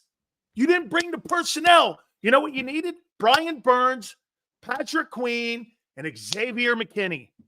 Guess what you are then? You're in the NFC title game. You know, it's sad because it's not for lack of investment. You look across and they got $23 million still in the bank. When you look at, look across that defense and you see the amount of draft picks that we've spent on that side of the ball. Nolan Smith, Jordan Davis, Jalen Carter, Bryce Huff's a free agent, but $17 million on Bryce Huff, Josh Sweat, Nakobe Dean, CJ Gardner-Johnson we bring back. The whole 9 yards, man. I mean, if these dudes pan out, that we're not having this conversation. So eventually we're going to have to start to have this convo. They may pan out in 26. Remember what we've been saying? Oh, yeah. Look, they might. And part of that was what we talked about in the summer, right? Where it's like they're a little bit further behind the offense. But shit, we keep talking about the defense. And look, I'm concerned about the defense. There's no doubt. That defense is what's going to stop us from having a Super Bowl run when you talk about a defense that's 32nd in the pass and can't get after the quarterback. But can I just make a point real quick? We talk about this offense or this defense a lot. Why does this offense skate by no matter what happens? If we look at some of the biggest games in the last couple of years, everybody's mad at the defense. They gave up 22 points on Monday. You couldn't put up you have a $175 million offense. You're not going to score more than 21 points. You go back to last year in a playoff game. We had 9 points versus the Buccaneers. 9. Tell me the defense all we want. You think we're going to win a playoff game in the NFL with 9 points on the board? It's a great take because you know what they did for 58 minutes? They held the Atlanta Falcons at 15 points. Every time it matters, though. Every game it matters. The offense is coming up short, too. So, the talent on defense is brutal. They don't look like they're going to get better. Maybe the offense turns it around and has a couple good games. But, when it matters, our offense has struggled in recent months. So, hasn't been good. It's a great take. Now, do you believe you can play yourself into being a championship contender by the end of the year? On offense, I think you can because you have the talent. Now, I don't know. My big questions right now are on the quarterback. I mean, you've told me about it. I've continued to say I think he's going to continue to develop and get better and become a better passer. He's not climbing the pocket. He's not getting through his progressions, and he's not throwing the ball over the middle of the field. He is showing he has not yet developed as a passer. Now, has he done some good things this year? Is he running the ball solid? Does he look like he's handling the blitz a little bit better? Yes, those are great things. But he still has blatant problems right now at the quarterback position that are being masked. And by the way, they're masked again on Monday night because everybody keeps saying, oh, Jalen had a great running game. We know Jalen Hurts can run. We need him to be better as a passer. He's not showing that right now. So I got a lot of problems or questions with the offense as well as the defense. I'm going to make a point, then I'm going to get to Daniel here.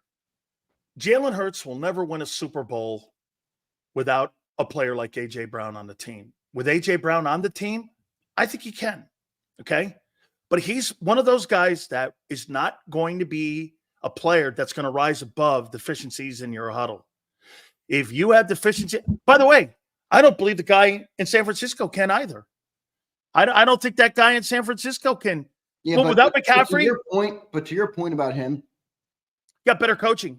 Well, no, but he's a pocket passer. He's is not. That's right. When he makes his money or when he his makes decision making in the pocket, it comes from the pocket. Yep, Jalen's never had that. Now, part of it is not even Jalen's fault because he's such an elite athlete. His entire career as a quarterback, he's been able to rely on that and use that to win games. Now the NFL, in a way, has caught up to him a little bit. You got to evolve. You got to be better. You have all the weapons around you.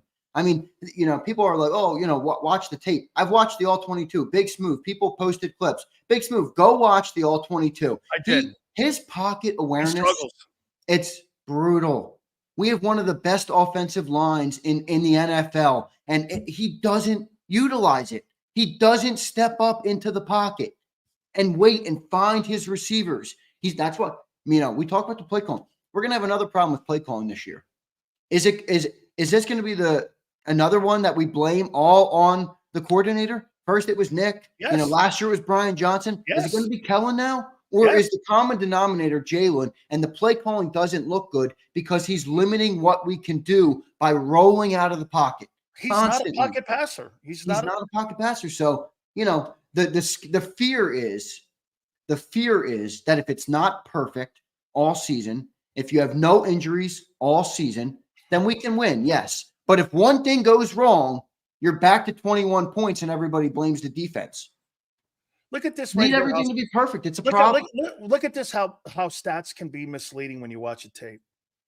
This guy looks at the numbers here and goes like this, and he thinks this guy looks good in the pocket. When you go back and watch all the missed throws he has, the late throws, the overthrows, the interceptions and the turnovers, and that guy will tell you and try to make that look like he's good in the pocket, when all you have to do is use the fucking eyeball test, and you know that guy wins games with his legs, not his arm, and he never will. And I've been saying that for 4 years. You know what made him elite in 22? They hadn't seen it before, and you know what he did? He played like he did on Monday night, and he was exceptional in that Super Bowl like that. But how many Super Bowl games since that game has he played like that? 1? 2?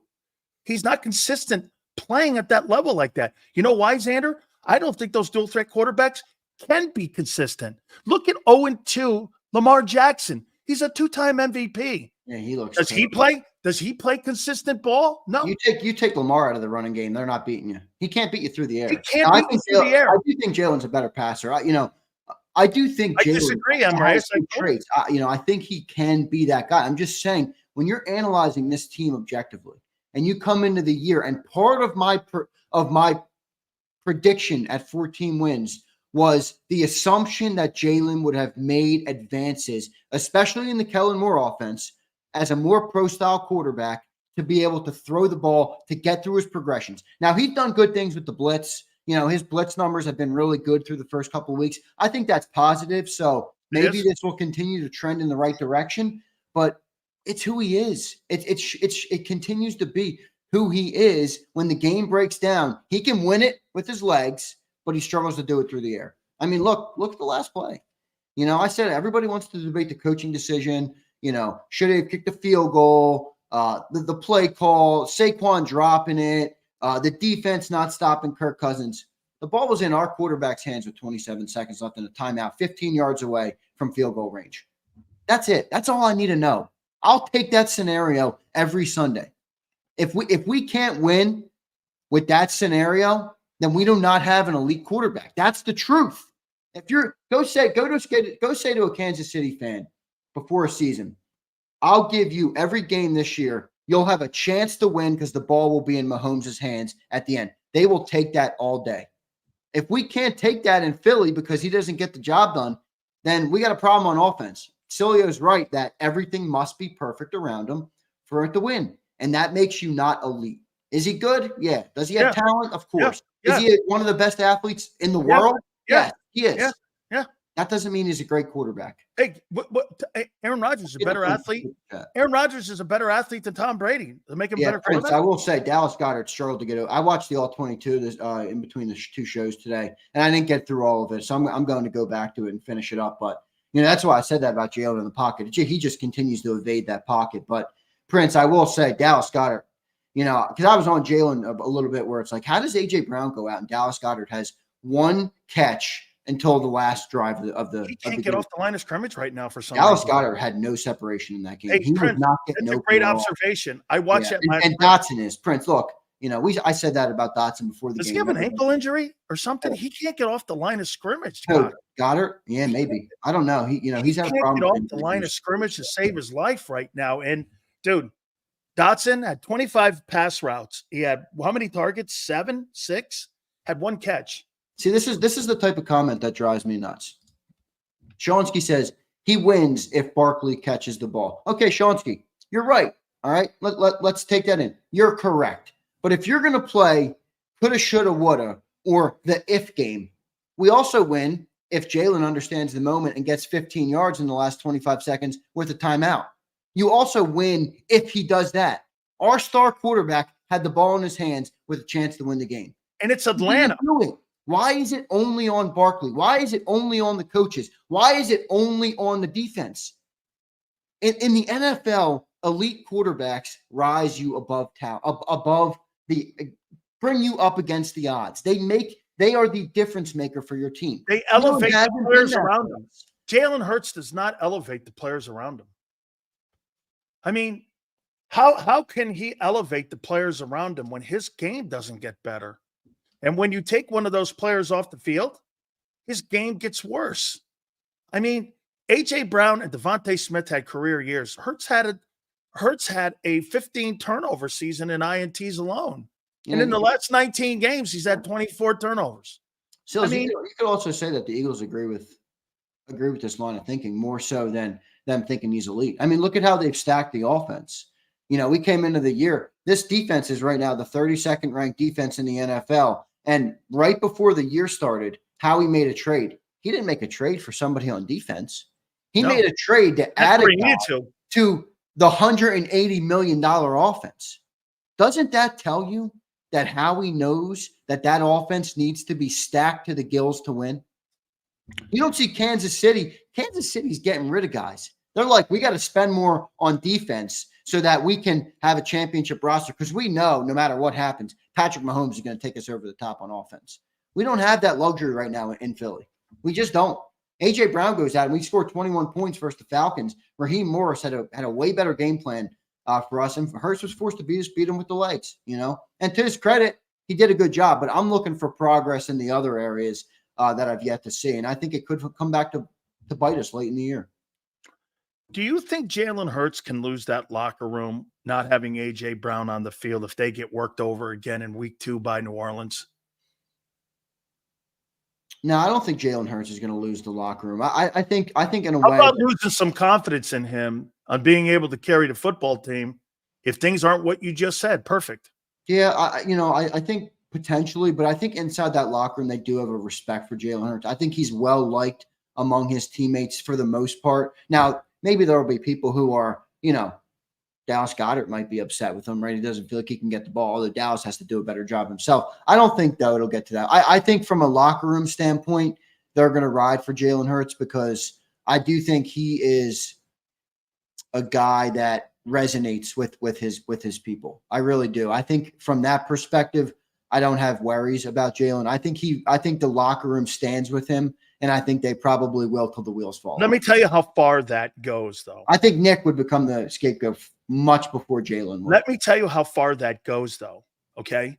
You're right. He'll get the latitude because of the respect level they have. But it's going to get to a point where, get this, fuck the respect, dude. Win a game. Help us win. Because you can like somebody all you want. You respect somebody all you want. Yeah. This is a game of production. It's no bell curve in the NFL. Well, I like the guy. He's a really good dude. What's that got to do with anything? Yeah, it's true. How many losers are in the league that carry teams like Aaron Rodgers? And how, when you're on the field with Rodgers, I'll tell you what, you're comfortable and you believe that guy. When you're on the field with Aaron Rodgers, again, 40-year-old, a little different, but when you were in his career, in the prime of his career, and he was a 4-time MVP, when he's on the field, whether he's a dick or not, I walk on the field with that guy. That guy may be the biggest asshole in the league, but I'll tell you what, that guy gives me a 90% chance of winning. That has nothing to do with it, actually, in a way. But it does give you the equity to not, because let me tell you something. Here, let's do this. A.J. Brown, not going to be available for New Orleans. They're going down to New That Orleans. confirmed now? Come on, man. I Yeah, mean, sure. come on Well, now. I know that we were supposed to get an update today, and I was Never happened. He ain't busy playing. with some other stuff. I didn't catch all the updates Not a from chance he's practice playing. today. You don't think so? I Nope. mean, I do not. No yeah. way. I mean, look, if Why would they AJ give Brown, that information out on Wednesday prior to Thursday's release? They're not going to. They probably might even do this probable or questionable tomorrow and then rule them out prior to the game, because you know what they're going to do? Why would I tell my opponent what's going to be? I'm not going to give them the advantage and not game plan on them for them. So I'm going to go as far as I can, and I'm going to give them the ability to have to game plan. But you go down to New Orleans with Marshawn Lattimore and Jordan and them guys, and that football team, they got a great linebacker. I think his name is Bush. Let me tell you something, man. Dennis Allen, they've scored 45 points a game, Xander, and they've given up only 14. Albeit, it's Carolina and Dallas, who I don't think are that hot defensive football teams. But I'll tell you this, that's a tough environment to play. I played in a Sugar Bowl. Yeah, you there. know who was back at practice today for the Saints? Who? Marshawn Lattimore. He was back? He was back. Now, I'm not sure if he's going to play, but he was back at practice today. That's a good If you don't have A.J. Brown and you have Marshawn Lattimore now out there, they got a good defense, the Saints. Hey, and by the way, look what those two safeties and how tough it was for Jalen to try to throw the ball deep. Get this. You know, people aren't covering that enough. Bates and Simmons was the reason they didn't have plus 20 plays. Yeah, it's true. Okay. And it's also no AJ Brown. You know, we didn't have AJ Brown, and that means Hurts didn't want to push the ball down the field, which is a problem in its own right. But yeah, no, their safety plays elite, which is why I had such a problem with that final play. You know, it was 1st and 10 there. Just clock it. Throw the ball out of play. Go to the next down. Why are you forcing it into Jesse Bates' arm? Hey, if you watch it, I thought he baited him. I thought Bates baited him. Well, he did, and what I think it was AJ Terrell who was the other one in coverage. If I'm not mistaken, I think it was AJ Terrell. But either way, Devontae Smith wasn't really open. So I just don't think people should be given excuses for that. There's so many excuses. Everybody wants to point to it's football. It's a team game. There's always going to be multiple things that go wrong. How you overcome it is what makes winners. Hurts had a chance to overcome it. All you want to talk about is the other things that went wrong. Well, I want to talk about the $50 million quarterback that had the chance and didn't do it. I think that's completely fair. It totally is. Now, something Nick Sirianni said today that I thought was weird. You tell me.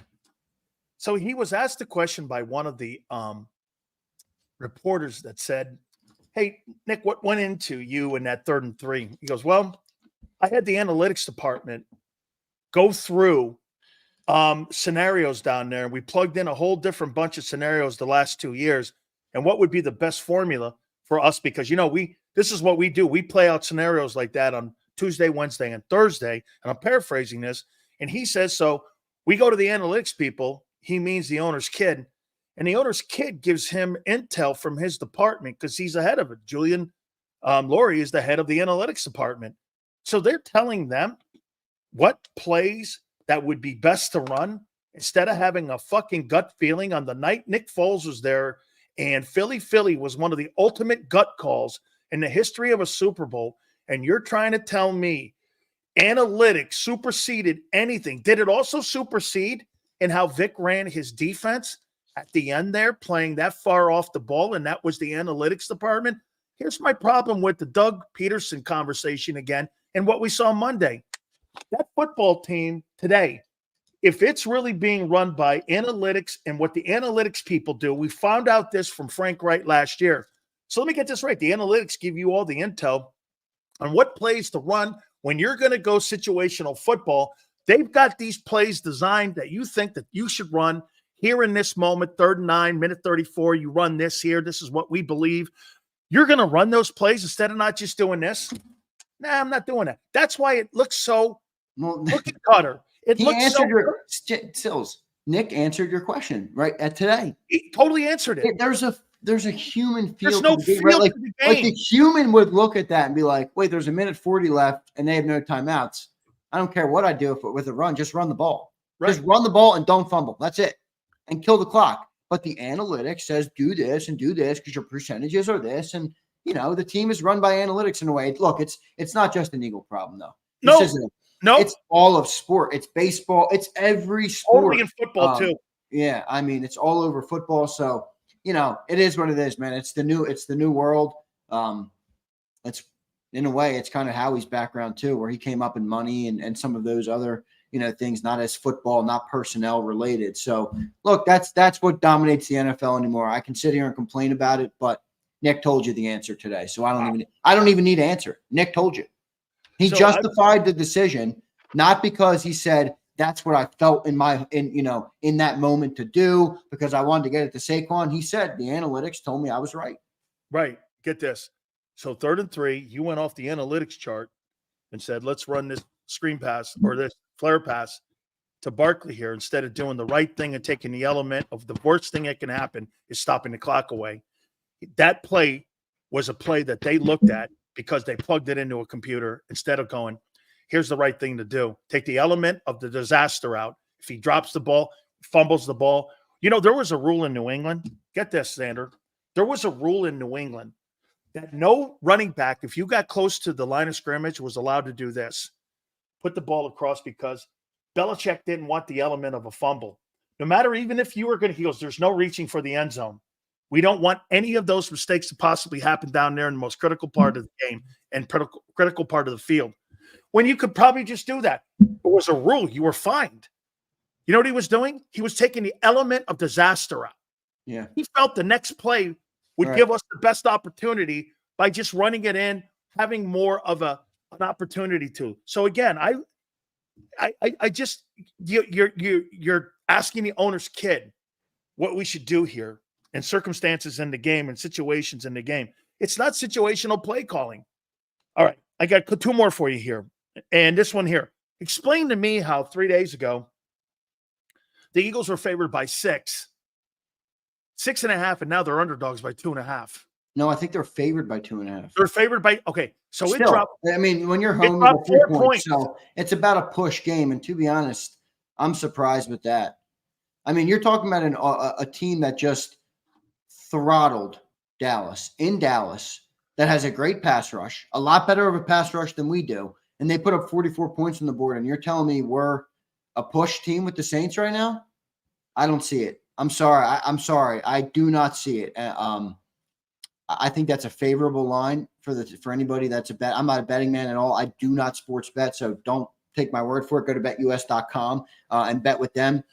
I would take the Saints if I was betting on this game at that line. I do not see how it's Eagles minus 2.5 here. I don't see it. We're in New Orleans. Many say it's the hardest place to play in the NFL. Absolutely. They're red hot. Jay. And everybody loves to shit on Derek Carr. Yeah, Derek Carr has his problems, but when he's hot, he can dice a defense. So also, I forget. Somebody made this comment on the show earlier, and I meant to go look. Someone commented, "Tell me what happened last time Derek Carr played the Eagles." He had like 85% completion percentage against them. Yeah, he was 31 of 34 for 325 yards. Yeah, that wasn't great. Wasn't that in and the Raiders beat the Eagles 33-22. So that was the last time we played Derek Carr. So forgive me if I'm not ready to just write off this team because Derek Carr is their quarterback. I think he's a fine quarterback. So yeah, I mean, with this defense, shit, man, I do not like the setup for us going into this game at all. In New Orleans too, by the way. And you're coming off a short week. We had the Monday night game. Just throw this for context of what you're saying. So I wouldn't say that the Saints had a superstar year a year ago, but they did go 9-8. He started all 17 games. Do you think a guy that had 69% completion percentage threw for 38-78? I think that's more yards than what Hurts had. Same, yeah. Okay. He had 25 touchdowns, 8 interceptions. And he had a quarterback rating of 97.7. You think that's an awful year? No, I don't think Derek Carr is awful. I think he needs a lot around him to be well. Yep, I do too. I don't think he's elite, but you could say Jalen Hurts isn't elite the way he's playing right now, right? Needs a lot around him too. So I like the matchup for the Saints this week. I guess it tells you where I am with my 14-win prediction, right? If I think the Saints might win this game. I can't wait to hear Merrill at 5:30. Well, Merrill works for the team. He's been here for 48 years. I love Merrill Reese. He's one of my favorite humans on planet Earth. You talk to Merrill outside of the public vicinity, he's the nicest guy in the world. So absolutely, I'm not going to say anything bad about Merrill Reese, but you know what you're going to hear from him. He's going to. Okay, hey, now wait a minute here. Who do you think is going to be more depressed at the bottom of the hour? Philly 500 or Mark Holmes? I'd rather be the Eagles. I'd rather be the Eagles in that situation because, you laid an egg at the end of the game. The Cowboys got annihilated. Yeah, I mean, from the coin flip, they were murdered. The Eagles weren't murdered. Yeah, but doesn't that look more like a fluke for Dallas? No. You can't get run over like that for 60 minutes, dude. I mean, I know, but that's one of those things. Here's the only thing that was close in the game. No, I hear you. I don't know. I would feel pretty neutral about Eagles Dallas. Right now. I would feel pretty. I feel pretty shitty as an Eagles fan. You see that, folks, right because there? That's I don't like. He don't care about anything. That's my problem right now with this Eagles team. I don't see the fix. Like, for as hard as I've been on Jalen, I think he can be better. I think he can stop turning the ball over and clean that up. I don't see the fix right now for the run defense. I don't see the fix right now for the pass rush. Alfredo, hilarious. I had to star this comment to bring it up later. He goes, Xander was completely wrong about a no-holes defense, and the Great Wall of Philly has turned into the Great Depression of Philadelphia. Oh, man. Holy shit. Are you saying that? So thank you to everybody, by the way. I had a couple members sending me great T-shirt designs. I'm doing some things now to get some of those designs made. I think it was Forrest. I hope you're in here. Wait a minute. Are you saying so Alfredo, Forrest made me a shirt. I'm going to show everybody. Wait, are you saying, Alfredo, that it's the soup kitchen defense? It is not the no-hole. I can confirm to everybody this is not a no-holes defense. So forgive me. Defense. Forgive me for that one. This is not a no-holes defense. But this is the shirt that my man Forrest made for me. And the no-holes defense. You can see it. Forrest, we are canceling production of the no-holes T-shirt. We are canceling production. We are going to remove the X and make it the holes defense. No, you should put cheese in there. Yeah, Swiss cheese. A block of Swiss cheese. Easy edit to the design. We will make it the Swiss cheese. Swiss cheese defense. Yeah, but that's my worry. Like as a Eagle fan compared to where Dallas was, Dallas. I don't feel as shitty if I was a Dallas fan, though. I don't know why. Maybe that's just because I'm right now I'm down on my birds, but I don't see the fix. Like, you're not going to win. You're not going to beat significant teams in the NFL if you can't stop the run and you can't rush the passer. Yeah, Bryce Huff or defend a pass, dude. We talk about the the all 22. Oh my God, Bryce Huff on the all 20. It's bad. Oh, it's bad. Like Philly 500. I see Mark Holmes is in the chat. What's up, Mark? Philly 500. We can't be chirping Mozzie Smith right now. We truly cannot, because Jordan Davis, Nolan Smith, Bryce Huff. These are all Jalen Carter. These are no-shows right now in the city of Philadelphia. That's 3 first-round draft picks on your defensive line. 3. Plus a $17 million acquisition in the offseason. They look awful. This is going to be a battle royale at the bottom of the hour here. Dallas against the Saints reminds me of the Bills game from last year. If you run it down their throat and out tough Dallas, they fold. Yeah, I only threw 15 passes. That's problem. You can't, run against them. All right, where are we on the like list, Xander? I want to take a time out because this ought to be an interesting conversation at the bottom of the hour. I can give you a little heads up. Philly 500 is a little depressed on what he saw. Is he? I haven't caught any of Philly. Hey, and he said this to me as well. He goes, "Hey, you may be right about Jordan Davis." Okay, and I go, dude, maybe right. Philly, Philly, I love you, brother. Hey, Philly, this is year 3, man. This is look. The excuses are up for Jordan Davis. Look. Year 3, Come on, man. Your 13th overall draft pick, Big Sills. The excuses are over for Jordan Davis. He's been brutal. And, Jalen, say what you want about PFF ratings and all those things. You might not like him, whatever. But Jalen Carter has been awful. Awful. Did you hear that number that John gave this morning? I don't know exactly what it was. It was like 140-something rated defensive tackles in the NFL so far. You know what Jalen Carter was rated? What? Like 135th. Oh, my God. He was a bottom 10. Now, granted, it's PFF, so you might not care for it or whatever, but that's pretty effing brutal, dude. Well, that ranking matches up the 6.5 yards a game that they're giving up on the run. So yeah. Now, Jordan Davis was a little bit better, so, say whatever, but I don't see any leaders on this team. Slay is your captain. You can't take a defense serious. Hey, Brian Pumper has joined me in Negadelphia land, where we are just not feeling good about our Eagles. Negadelphia. You know what I love about what I see with true Eagle fans? Boy, I'll tell you what, man. That team's getting beat up the last couple days by the fans. They ain't getting beat up by the media. But so they should be, because it's what I said at the open. All jokes aside. Yeah, you're right. We pay for this football team. Yes. Tickets are up, jerseys are up, parking's up, everything's up. For us to dedicate time, money, and everything that we work for in life, right? To be a fan of this football team, and they shove it down our throat and say, "Oh no, don't ask questions." And then the PR department has all the beat reporters so scared to lose their key fob that they won't even speak. The reporters they don't even talk about the Eagles like they should be. And by the way, I can't really blame them. These are guys that are trying to put food on the table for their families. You have a PR staff inside the Eagles organization. If you say one bad thing about this organization, they will cut you off. That's how this PR department works. As a fan of the team, you should be pissed off at that. You can't get the truth on your football team, which, by the way, truth requires them and holds them accountable to put a better product on the field for us to pay for and support. But they have everybody so far scared to report the truth that we can't even get objective analysis on our team anymore. Joe Kraus, I'm very sorry what I've done to your son.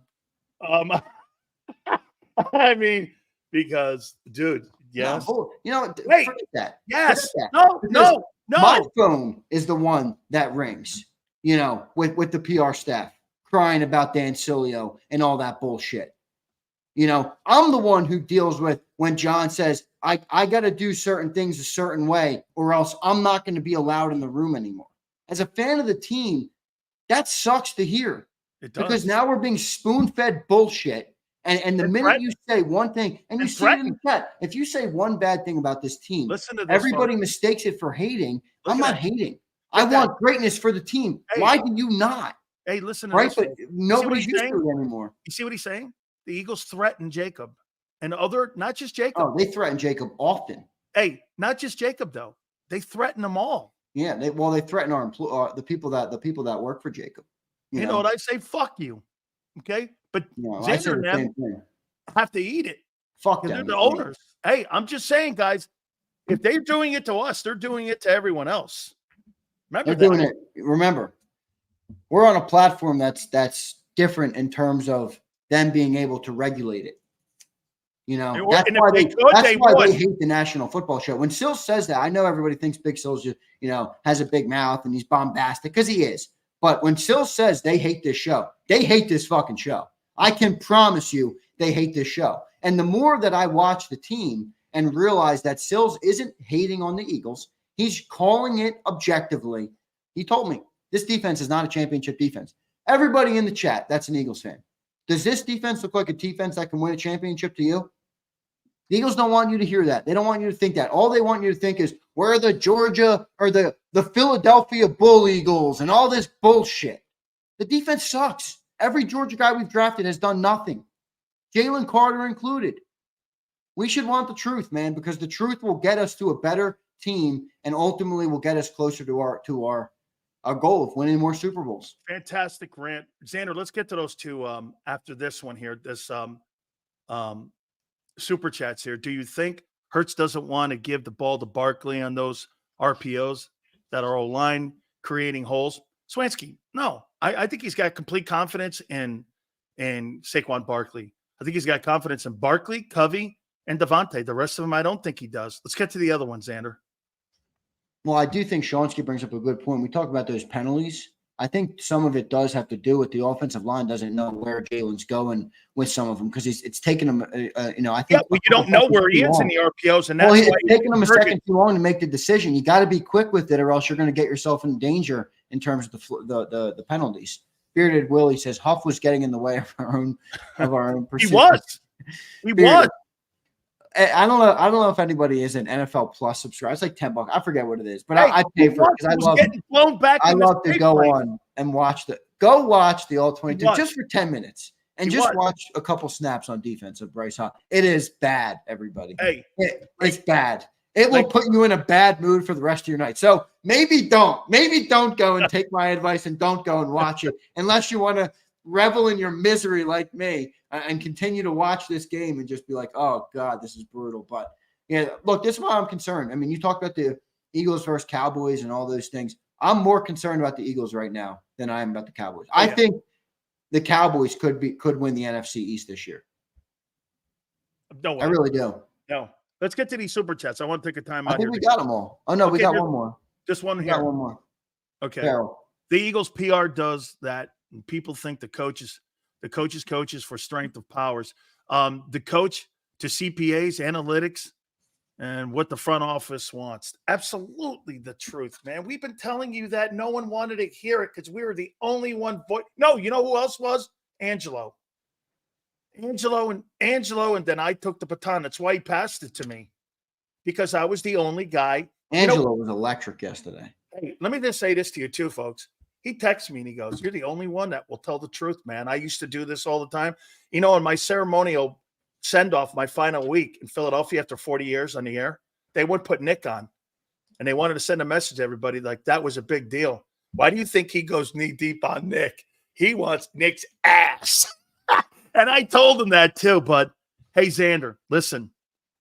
Our viewers, our people like Pharrell here and everybody who donate and come here every day. They're the reason we're on the air. You know, by the way, what I love about him, people read headlines. People, love to. And what I love about him, JAKIB, we're funded by the people, not by the organization, not by some suit in New York City that invested in our company like other ones on YouTube are. We're self-funded. We are supported by ourselves, by the people who are in our chat, and by a couple loyal sponsors that we have that we're very transparent about, that don't tell us what to say on the air. I believe we're the last real outlet left that gives you complete unbiased truth or unbiased thoughts. Whether you like them or like them or don't like them is fine, right? You're going to disagree. We're talking football. But how many times do you have a football conversation with somebody and agree with everything they say? Right? Wait a minute, but it's the only place that you can go where you can disagree. Let me just get one thing straight, though, on the record, all right? YouTube says, Xander, don't let the game ruin your takes. The Cowboys aren't winning shit. You're right. Fuck the Cowboys. They're not winning the NFC. I take that shit back. Fuck the Cowboys. They're not winning shit in the NFC East this year. Birds are going to get it, but, man, they better clean some shit up if they want to get there. Xander, tell us how many likes we have, my friend. I don't know where we're at. Let me check. Hey, don't forget Mark Holmes, Cowboy Honk, and the great Philly 500. 215 likes, baby. Very good. Guys, let's see if we can get up to 400 again by the end of the program like we did. I'll probably be deducted this week, folks, because I just got a message from Big Joe saying, whoa, 600. Let's go here. 600 here. So where did that come from? Big Still Show, everybody, has been crushing it. So thanks all you guys. For making the channel work and everybody. Absolutely. It's been a really great week on JAKIB. So thanks all you guys. We can't do it without you. I say it to Sills all the time. Sills, you're a great broadcaster, but you could be broadcasting to fucking nobody. Absolutely, man. Oh, also, what do we got? We got one thing left to do, Big Sills. What's that? Oh, are you going to modify your 14-3 record? So the first 2 weeks of the season has been tough to watch. I thought even the win in Sao Paulo, Brazil, wasn't our best football. I kind of chalked it up to week one. after week 2, I got to be honest with myself. This team is not winning 14 games, guys. They're not. I think I'm going to go one above Big Sills. And I think I got this team right around 10 wins. That's where I think they're ultimately going to end up, is 10 wins. Somewhere in that range. Still may win the East with that. Yeah, I don't know. We should win the East. I mean, I think the Commanders, I think we're much better than them. So I'm going to give us 2 wins there. They always play us tight. I'm going to give us 2 wins versus the Giants. Yep. That's 5 right there. Yep. You have the Panthers. That's 6. Yep. And then that Steeler game looks a little different now. There's a couple more wins in there I think you can squeak out. But this team is not as good as they have made you think, coming into this year. They got a stacked offense, but you see it. A.J. Brown's out for 1 week, and we've scored 21 points versus the Falcons, and everybody wants to blame the effing defense. It's like it's crazy the amount of just lying we're doing to ourselves as fans. And I'm a victim of it too. No holes. Come on, Xander. No holes. No holes. How about unlimited holes? How about no fillings? There's no defense. Swiss cheese. Yeah, Swiss cheese, dude. All over the place. So gotta be real with themselves. I think it's 10-7, Big Sills. Hopefully that's enough to get us into the playoffs and give us a shot. Sills, the 49ers, was looking for additional help on defense in the offseason with Bosa, Hargrave, Ufanga, Greenlaw, and Warner. What the fuck is Howie doing? No, Howie was stacking up the offense and not doing anything on defense. That's exactly what he's done. I got to take a timeout before I get those 2 lunatics on. I can't wait for these 2 lunatics. They're going to gas me up, and he's going to get me back and feeling like this team's going to be a winner. Both these guys are going to come in, I think, with tissues. So we should see what happens here. This is going to be the battle royale. Philly 500. He's got to eat a little bit of that Jordan Davis crow. And I told Mark Holmes last week, your boys were going to get killed.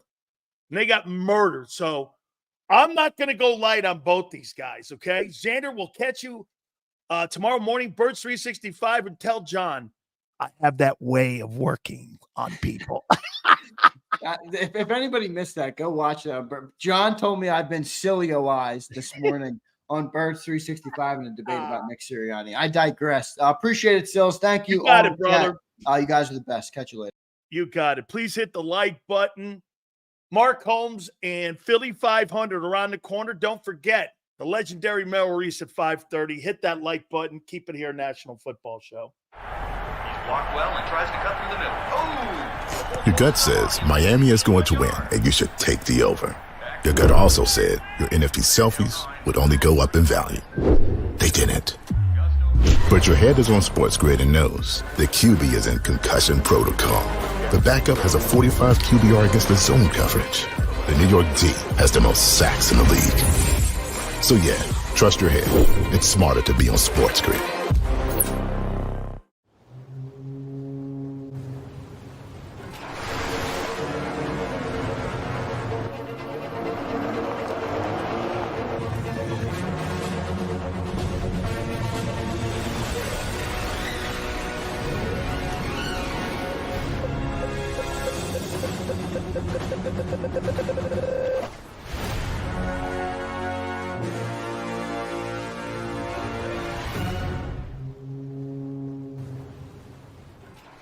Score and save in southeastern PA and Delaware with Colony Pools this football season, and let the experts close your pool with a custom Merlin safety cover in green for the birds. And if you join our Winter Watch team, we'll give you another 20% off, and Colony Pools will handle it all. Keep your tiles on your pool, not in your pool. Fly with Colony right now, birds fans. Visit flywithcolony.com. I get scared sometimes. Of a lot of things. Joining in. Decisions. The dark. The dark. But I once heard someone say, But as I always say, it's okay to be afraid. as long as you face the fear. And keep moving forward. Wherever you are in life, count on the name trusted in insurance for over 80 years. Independence Blue Cross. Hi everybody, my name's Jason Lombardi. I'm an inspector at JAKIB. At DryTech, we offer 3 major services, the first one being basement waterproofing. The second service we offer is foundation and structural repairs. And then the third service that we offer is mold remediation. If you feel you are having a waterproofing issue, give DryTech a call or check us out online.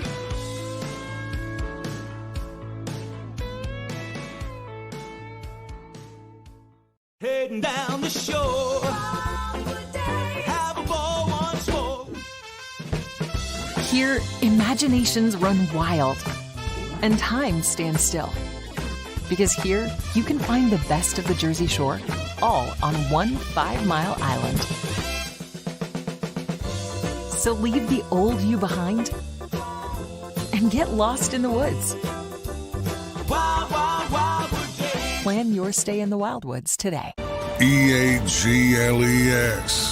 Eagles.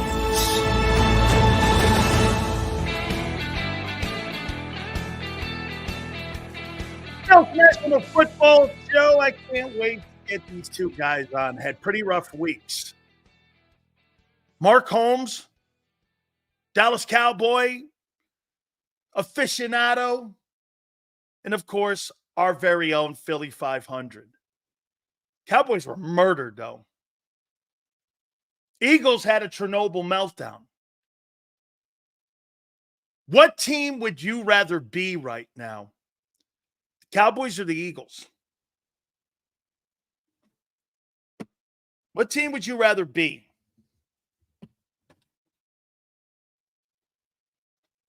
Bottom of the hour, by the way, like I said, Mark Holmes and Philly 500. Now, I will say this to you. Before we bring Mark up, this is as close as that New Orleans Saints game was with the Cowboys last week. Are you watching? Heads. Kickoff. Here. Hey, second half. Hey, and you know, not to be a Nostradamus here, but you know, do you remember Mark Holmes last week going like this? Great game against, the Cleveland Browns on the road. Top flight defense. You don't agree? Oh no, they were number 1 last year in the NFL. Jim Schwartz was the assistant of the year. Yeah. What do we do to him? Well, your 5 wins that, I said, you ain't winning against New Orleans. You're going to get murdered. And he's like, no. I think we got this handily. Now, then again, on the other hand, Eagle fans were like, 41-14. Birds over the Atlanta Falcons. I went, hey, take the points in the Birds. The other Birds, the Falcons, in this game. Are you kidding me? Atlanta sucks. Oh, well, yeah. And now you have, who would have thought this? Get this in the NFC. You've got the Niners, the Eagles, and the Cowboys at 1-1. And you've got the Vikings at 2-0. You have the who else is 2-0 in the NFC right now? The Bucks. The Vikings are 2-0. Okay? I mean, who would have thought that? And you even got Detroit sitting at 1-1. So what ends up happening in the NFC? Are you concerned? Well, without further ado, we will bring on Philly 500 when he pops in. I'm sure there's going to be tissues there too. But let's bring in the notorious man that covers the Dallas Cowboys. I know he was feeling all good too, man. Last week. Now look at him. What? I mean, how you feeling this week here? How you feeling now, Mark? How you feeling, dog? You like that, man? Do you like that? Yeah. Hey, how you feeling? You know what? I feel a lot better than I did Monday morning. because I'm going to tell you how bad. Let me real story here. I'm going to tell you how bad this was. Okay, we got mollywopped by New Orleans. It literally sucked. I had like a plague of locusts of Eagle fans that descended upon me and just killed me. They talked so much shit that they knew that they weren't going to lose to the Atlanta Falcons. And this is how bad it was. I'm going to tell you, I finally got it all done. I'm laying in the bed next to my beautiful wife, and my phone got a message that came across from there. And I look at the message, and damn if it's not a defensive tackle, John Ridgway, sending me from New Orleans. He's even trolling me, okay? It's like, just leave me the fuck alone, okay? And then to go through and have some redemption to see the Eagles literally implode, to be Kellen Moore, like we have talked about over and over again, to say, you know what, we get a mulligan because Detroit lost, San Francisco lost, Eagles lost. I mean, it was all of the big teams that you worried about. It was just, maybe it was Friday the 13th that happened on Friday that carried through the weekend. I don't know. But you got a chance. Now, we do have some problems because our defensive front that couldn't hold anything. Mozzie was helped to the locker room today. Jordan Phillips was put on IR. Not a big loss. Well, maybe a bigger loss than, say, Jordan Davis. No comment.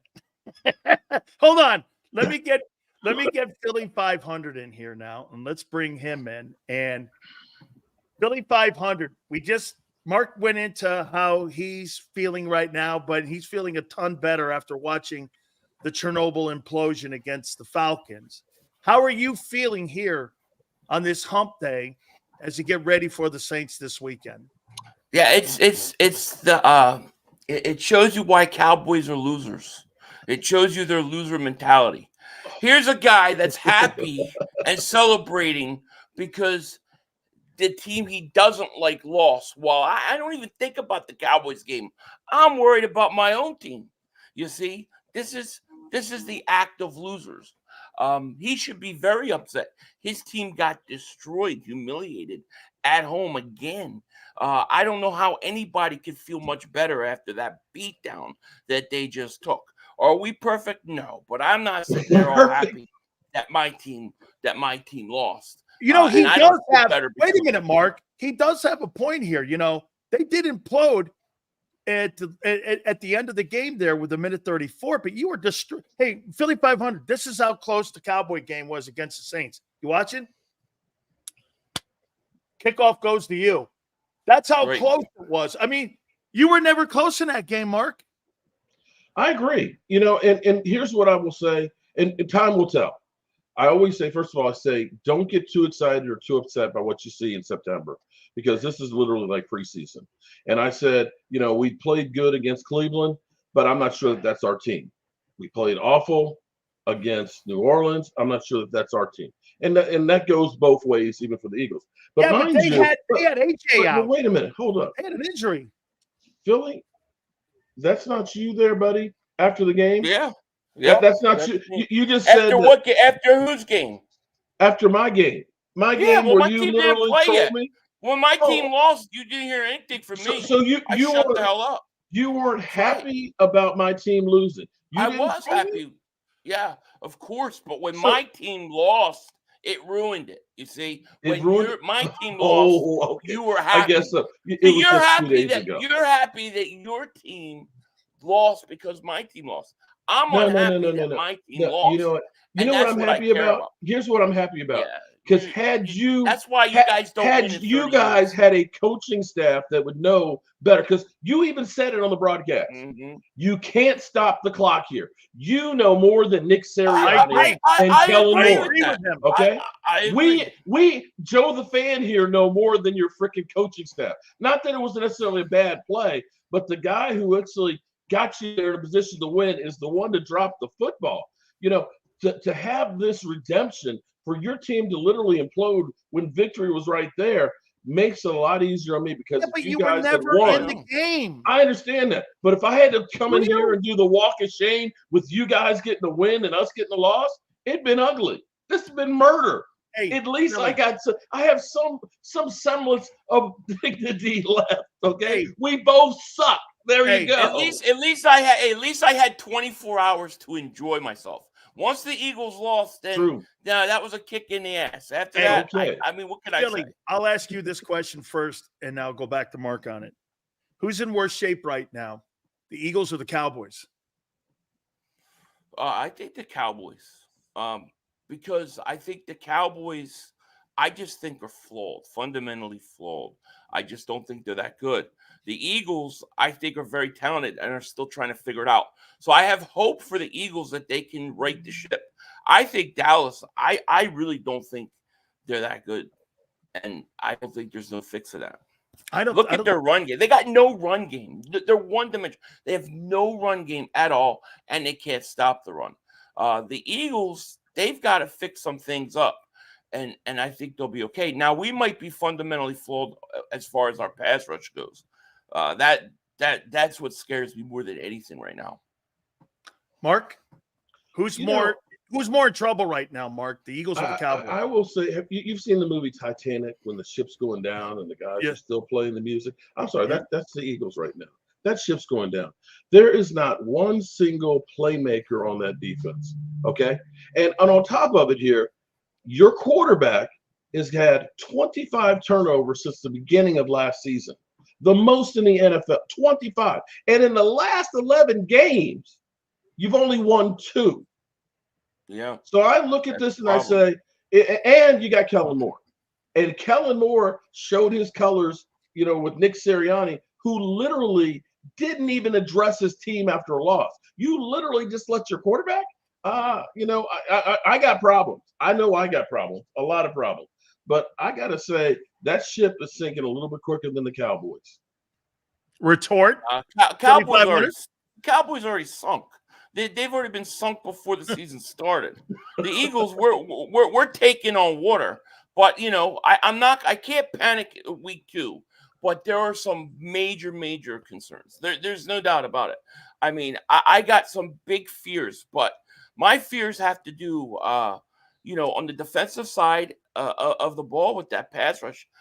As far as like Barkley dropping the ball and certain things like that, I think those are all fixable things. I think they're fundamentally flawed, and I think Dallas really lost it with their off season. Their off season was so horrible. I think that they were sunk going into the season. So, we might be taking on water, but they're already at the bottom of the ocean, and they've been there since the off season. I can agree that we have some fatal flaws with the running game right now. We don't know what we'll get with Dalvin Cook. He'll probably be called up this week. And the run defense. And the run defense is definitely leaving a lot to be desired. But there's still, there's still time with that because we do at least have a new system, a new coach, and sometimes it takes more than 2 games. 2 games is well. You can't say that, but you can't say that and then sit there. No, I said the same. No, bro. I said the same thing. That it's 2 games into the season.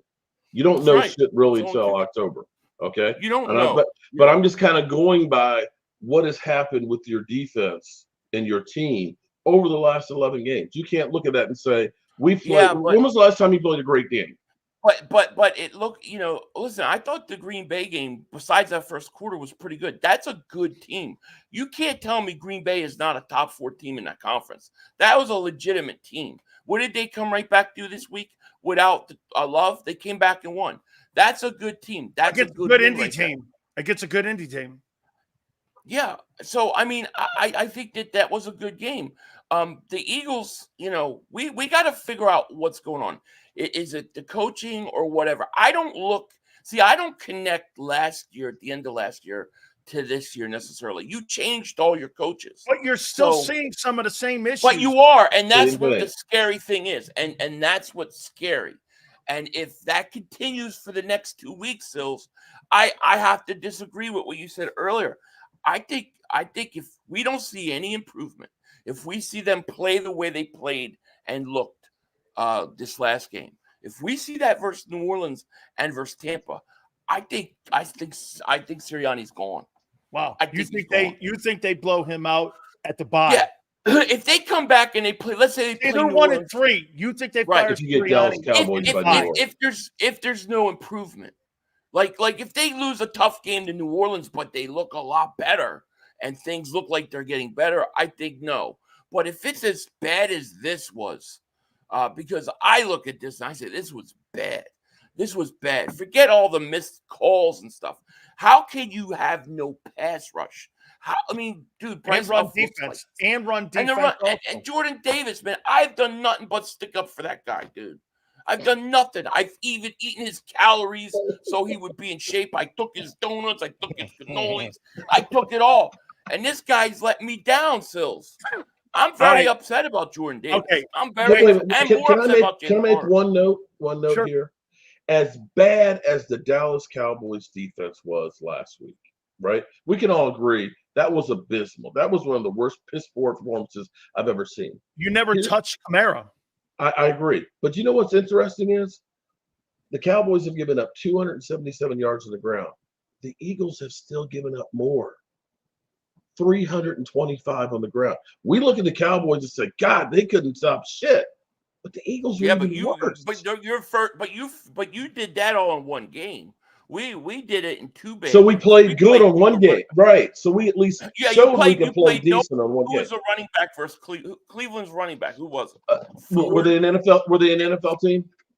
Chubb wasn't in. Were they an NFL team? Actually, here's the number. Running backs we play. Here's the numbers here, according to Brian Baldinger. Washington's given up 4.6 a carry against the defensive line.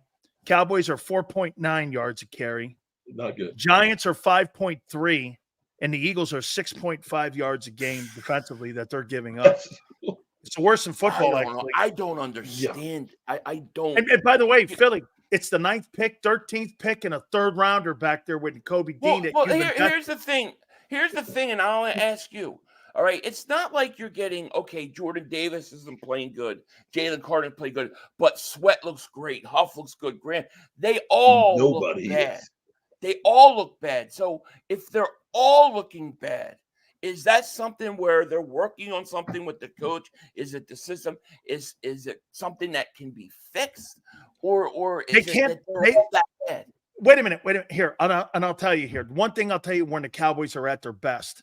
The Cowboys are at their best when they get pressure on the quarterback and it masks some of the run game that they don't have to worry about because most of the time they're what? They're 3rd and long. When the Cowboys get home, even if you're 3rd long, the Cowboys will still give up a 6-yard, 7-yard run, but it'll be 4th down and 4. And so they get away with that. They can mask it with their pressure with their 2 ends. When the Eagles got away with it, Philly, in 2022, they had 70 sacks. You had high volume of pressure.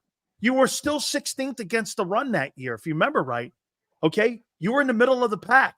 It helped it. Once that pressure went away, do you know get this, Mark, since last year, November, the Philadelphia Eagles have surrendered 150 yards a game on the ground rushing.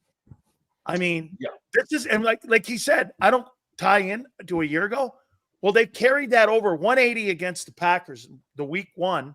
Then they turned around and 163, I think it was. Then they turned around Monday night and gave up 150 against Atlanta. I mean, they've carried it over. So is it scheme? Yeah, but remember something too. Look at what Vic Fangio did in that game on Monday. Well, he brought pressure. What happened when he brought pressure? Gardner Johnson got burned on a 46-yard touchdown pass. He never went back to it after that. Nolan Smith has been a disaster. And Bryce Huff is a liability. He's a liability. Hold on. Let me move on here now. Let me move on. Okay, to you, Mark. You're hurting Philly. Oh, poor Philly. Don't cry. Don't cry. For you, Mark, who has more of a chance of turning the page this weekend? You got Baltimore. These are 2 big games for you 2 teams. The Eagles have the Saints, obviously, and you got the Baltimore Ravens who are 0-2 right now and are in desperate need of a victory. They go 0-3. They're not making the playoffs in the AFC. They're not. Yeah, you got a desperate team. Does Dak or Jalen, in your opinion, who has the chance of turning the tide in the page this weekend? Dak Prescott or Jalen Hurts? Here's the thing. You have to look at it from the standpoint of the Cowboys defense is really built to have a lead. They're not a run-stopping defense, and that has been our fatal flaw forever. So having Baltimore coming in, and now that we've got 3 guys that aren't practicing and 1 guy going on injured reserve, that does not bode well for us. But Baltimore seems to have their own problems as well on defense. The Cowboys will need to jump up and score some points early and make this thing a track meet. The Eagles, the way it's a bad matchup for both of our teams, because both of these teams are running teams and neither of us can stop shit. So I'm looking at this and I feel like as bad as we played, at least Mike Zimmer is owning his shit and saying, it's on me. I've got to coach better. I look at the Eagles and it seems like Nick Sirianni is kind of pointing the fingers at other people and not even addressing the team. I think that it's more than just players on the field for Philly, and I think that the Cowboys have a better chance of turning it around than the Eagles. I'm sorry. I think it's one of those things that it's going to snowball for the Eagles with all of these problems. Nick Sirianni should have been gone last year. We'll get to that here in a minute. What about you, Philly? Do you think Jalen turns it around this weekend, or do you think Dak turns it around? I think the Eagles have a better chance because I'm going to just be honest. I do not believe a John Harbaugh team is starting 0-3. That I could not believe if that happened. I don't believe. I'm betting big money on Baltimore to win straight up this week. I think Baltimore wins this game. It's a bad spot for Dallas, in my opinion. I think. Listen, I know New Orleans has looked great the first 2 weeks, and they're explosive. But sometimes, I think about this. Last year, you're 10-1, and we won a lot of games close. We won a lot of games like on Monday night that were close. Now they're not falling our way. Maybe it's a blessing in disguise that we can't sweep these flaws under the rug. And these guys, I think there's a lot of room for improvement with this team. So I think the Eagles are going to be desperate. I think they're going to come in, and I think they're going to play New Orleans a lot tougher than people think. And I think it's a hard place to play. We do not play good in New Orleans, but I think we got a shot. And if I had to say which one of those 2 teams has got a better chance to win, I think it's the Eagles because, the way Dallas lost and the way Eagles lost is different. Plus, New Orleans might be feeling themselves right now. We're scoring 40 points every time we touch a field. I still don't. Philly, I still don't know. They think they. My question is, are they that good? I mean, are they that good? Or, look, 14 series, Mark, they've scored on. 14 series they've had, they scored on every one of them. When you can run that football like they've been running, and I'm going to say their offensive line is playing really good. The problem for you is those 2 tackles. Yeah, their tackles played phenomenal. We couldn't do jack on the edge. And I'm going to tell you, if you've never been to New Orleans, the only place that I've been to that's louder is Seattle. That place is a hard place to play. Oh, it's hard to play. We do not play well there. In recent history, we've gotten our asses kicked in New Orleans. So I'm not saying we're going to go in there and just beat them up, but I'm saying if I have to choose one of those 2 teams to win, there's no way I see Baltimore start 0-3. I just don't believe that's happening. Let me. Yeah, but you could say that nobody saw them starting out 0-2 either. Yeah, well, I don't. Yeah, I don't know 0-3. I mean, 0-3 is like you're done. Gooby, I posted it. I'll talk about it after this here. I'll get you, Gooby. Don't worry about it here. Hey, how about this one here? I'm going to go to you, Philly. Who has a better chance with problem solving this weekend against the Saints? Nick Sirianni or Mike McCarthy of the Dallas Cowboys? Can we replace Sirianni with Moore and Fangio? I don't know. I mean, if I'm pretty down on Nick Sirianni right now. So saying his name is not good. I'm getting a lot of Sills heat because I've been saying stuff about Sirianni, but I just don't believe. I don't understand why they kept him. I don't get it, and I wonder. What I worry about is 2 things. One, I worry about how they're going to fix this pass rush and run defense, right? But I also worry that old things from last year start to rear its ugly head again if they keep losing. Did they solve all the issues that were there last year? And not getting a new coach and not changing things, that concerns me over the next 2 weeks. Philly. I think the next 2 weeks is a big test. How about this, though, Philly? Wait a minute now. You changed out Sean Desai. You changed out Matt Patricia. Right. You've added Vic Fangio. When does it get to a point when the general manager has to get hammered for constructing that team on that side of the ball? Because at the end of the day, you can bring all the scheme you want and talk to me about all the scheme, because I'll say the same thing about Dallas. Hey, at the end of the day, is it coaching or is it having a lack of commitment on the defensive side of the football for the last 29 years in Dallas and the right talented people in the right places in Dallas? To me, it comes down to Jimmy's and Joe's, but that also comes down to the general manager making the right call. Jerry takes a lot of shit for having, like, look at the players he signed. Dak is a great player, but he's not one of the top 5 players in the league at that position, but he's making more money. CD is a great player, but guess what? In the slot versus those other guys, you could debate that when it comes to the numbers. Micah Parsons, every time I watch him play, he gets crushed against teams that are physical. You run at him and you run him over. Okay? Is he one of the top dual guys? At times. So again, he pays guys a lot, but I don't think they've got critical players in right positions. I look at Howie. Name me one guy that Howie Roseman has drafted in the last 5 drafts defensively that you go, that guy's an all-pro. I can't say that right now. I should be able to say that about Jalen Carter, but I can't. And I think Howie has to be held responsible for these draft picks. You have 2 first-round picks on the line. You have 3, Nolan Smith too. These guys got to produce. And listen, it's not just Jordan Davis. Where's Jalen Carter? Jalen Carter has one assist on a tackle. I mean, he's supposed to be, a premier player still. He's supposed to be a bona fide stud, and he's done nothing. Wasn't he benched to start the game? He was, because he was late for some sort of meeting. But here's the thing. This is where I say, maybe we gotta like just wait and see, because you're getting no production from everybody. It's not just like 1 or 2 guys. Everybody seems to be struggling. So something is up. I mean, Josh Sweat, he has done nothing either. Nothing. So to me, I think we got to see if they can figure it out. Obviously, it's early in the year. But I'm telling you what, I'm a lunatic.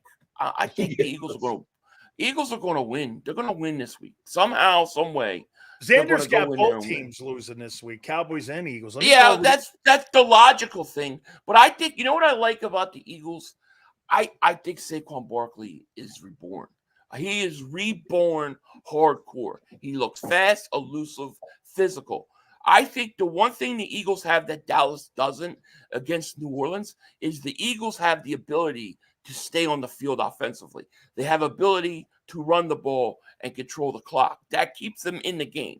Dallas can't run the ball. Nobody's scared of it. That's why the Eagles will be in this game, and we will have a chance to win it. Now, we'll see what happens. How about this one here, Mark? Mark, here for you. Yeah. Do you think Dak looks better under McCarthy than he did under Moore? Without a doubt. Without a doubt, he looks a lot better. But one thing, let me back up for just a second here. I agree that Saquon Barkley has been an absolute positive beast for you guys. But the thing you have to worry about Saquon is he's taken a lot of hits and things, and his track record of staying healthy could be something going down the stretch. 46 carries in the first 2 games. Right, and the whole thing. And when we talked about that, we don't need him to be doing that much. No, I'm not going to. I ain't bringing up injury. But you have to look at a person's injury history in the same way we'd have to look at Tony Romo and say, 1 of 3 things are going to happen. He's going to make a great play, he's going to throw an interception, or he's not going to get up off the field.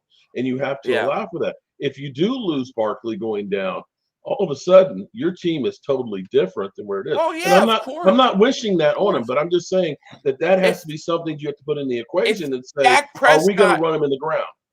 If Dak Prescott is going to have to go back and drop back and pass more because you got no running game. The chances are he's going to get hurt again. It's a good especially point. looking at That is a good point. Yeah, I can agree with you on that one.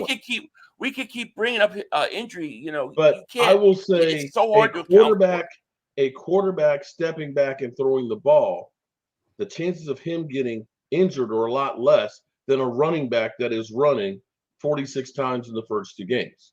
Can we agree with that? Yeah, you're taking a lot more abuse in that situation. Now, as far as Dak Prescott with Mike McCarthy, I think the two of them actually work together really well between the two of them. There's things with Kellen Moore. Kellen Moore, sometimes you're like, that guy's a freaking genius, but then he'll come up with some bullshit. You're like, what are you doing? You know, and it's just like it's not all the time. It's Mark, just I think what happens 15%. to Kellen Moore. Mark, you know what I think happens to the coordinators in Dallas? What's that? I mean, excuse me, in Philly. Let me tell you what I found out today because I heard Nick Sirianni say it. Oh, I know where you're going with this. Oh my God! When I heard this, listen to this, man. Mm-hmm. When he said today, when asked the question for 3rd and 3, he goes, "I had them run the last 2 years plays that were successful, and I asked the analytics. You know who runs the analytics? It's Lurie's son. Owner's son runs it." So he calls the owner's son up and says, what plays are the best plays to run in that environment down there with 1:34 left in the game? What is the best plays that would work there? Instead of doing the most important thing was the number one thing that you couldn't do was stop the clock. Okay. That to me, you're taking the element of the disaster away, like Belichick used to down in the goal line down there by not having his players reach across the goal line. You're taking the element of the worst thing that can happen away. The risk reward wasn't there for that play. Run the clock. You know what you could have did too, Mark? Think about what the Eagles could have done there. Check it out. So you run the clock at 3rd down. You could have lined up at 4th down. They had a timeout left, right? They could have burned some more time up on 4th down. The timeout. They would have started the clock, right? Atlanta couldn't stop it. You could have burned another 15 to 20 seconds off that. You know what you do then? You take the timeout, you kick the field goal like you did anyway. And instead of giving them the time left on the clock, you're maybe giving them a shot that they have to go for the end zone instead of on the 10 or the 5-yard line, instead on the 35-yard line. And you make it harder for them to have an opportunity at scoring a touchdown at the end of the game. Yeah, because anything but passing the football. Even if you just had Jalen Hurts take the snap and just run around the back and just try and burn clock. What I'm saying is that if you're Kellen Moore, you got a sheet in your hand and you're talking with your head coach, and this is what they come up with, is what the guys upstairs are saying, that pick one off this page. That's not a feel for the game. Yeah. I mean, that's not a feel. So you're saying that Nick Sirianni said that he called that last play. No, more. Well, he's saying that he chose to go for that play that Kellen wanted to run. So Kellen wanted to throw the ball out of the backfield to Barkley instead of just going, no, I want to run it. Right. Okay? But who made the decision? Kellen made the call on the throw. But the head coach doesn't come in and go, no, we're going to run it, because to me, that's the element of taking They went with the analytics. Kellen went with the analytics there. Yeah. Instead of going get this, you already knew you didn't have AJ. Okay? You knew the quarterback had no pressure. You weren't getting any pressure. You couldn't stop the run. Don't you want to make that thing harder for Cousins? Let me give you guys both a stat in that game on Monday night. 0.7% chance of success. It was the 7th most impossible comeback in the NFL since 2016. You know what that means? It was 1,000,000 to 1. Kirk Cousins on Monday night. Win that game. That's why Philly's so pissed off right now. It's 1,000,000 to 1. So I think these coordinators, even on Vic's side, you know what the analytics said? Play 15 yards off the ball and 25 yards with the safeties. You know what Troy Aikman was saying in the game? Troy Aikman was doing this. They're not even on the television screen. They're not even on the field. You're right. They're not even on the television screen. They were playing pitch and catch. So I think they fall in to that's an analytic. Let me say this to you too. One last thing here, Philly. And I don't want you to get too depressed here with this, but no, make it depressed. Make it depressed. Hey, wait a minute. I'm ready for the upset Sunday. Hey, wait a minute. On the night of Nick Foles, you got a guy on the sideline with his glasses like this. He's looking at all these plays that they're going through. Quarterback walks over and goes, "How about Philly? Go ahead, run it." And you know what? Hey, that's not an analytics call. That's a gut call.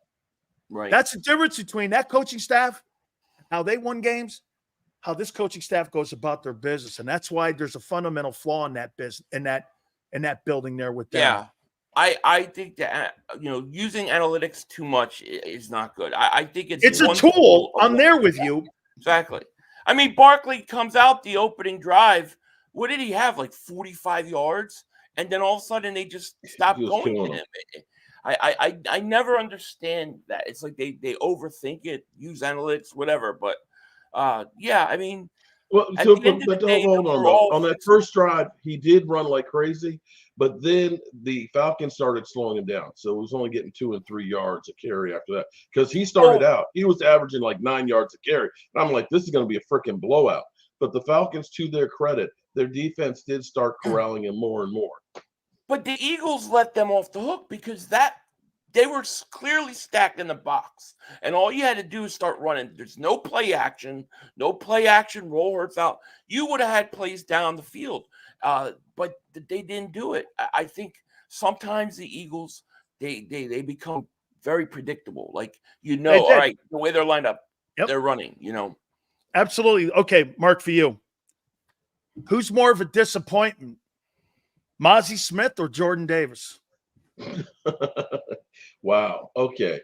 I'm going to say at the moment Jordan Davis is, because he's been here longer. He's been here now. This is his 3rd year. And what the Eagles gave up for him after 2 freaking plays to be on the sideline sucking oxygen. Yeah. Now, I'm not going to say I'm ecstatic about Mozzie. So far, no tackles, no pressures. He's not looking good right now, but I also have to say Dan Quinn, he was in his doghouse and he's starting all over. So we'll see. Right now, both of those guys need to step up and do more than what they're doing, because both of them, with being first-round picks, neither of them are anywhere near being a first-round caliber player. How about you, 500? Obviously, Jordan Davis is the bigger disappointment. He's actually got talent. I mean, he's actually got talent. Mozzie, Mozzie stunk from the beginning. So, oh boy, right? I mean, even Dan was saying he's a 4th-round pick. He's not a 1st-round pick. Jordan Davis is got talent. That's right. Hey, Philly, the difference between Lazy Smith and Jordan Davis is this. I don't mind Jordan Davis if he's a 3rd-rounder playing on my defensive front. He's got to play better against the run for sure. But Lazy Smith is throwing goose eggs up.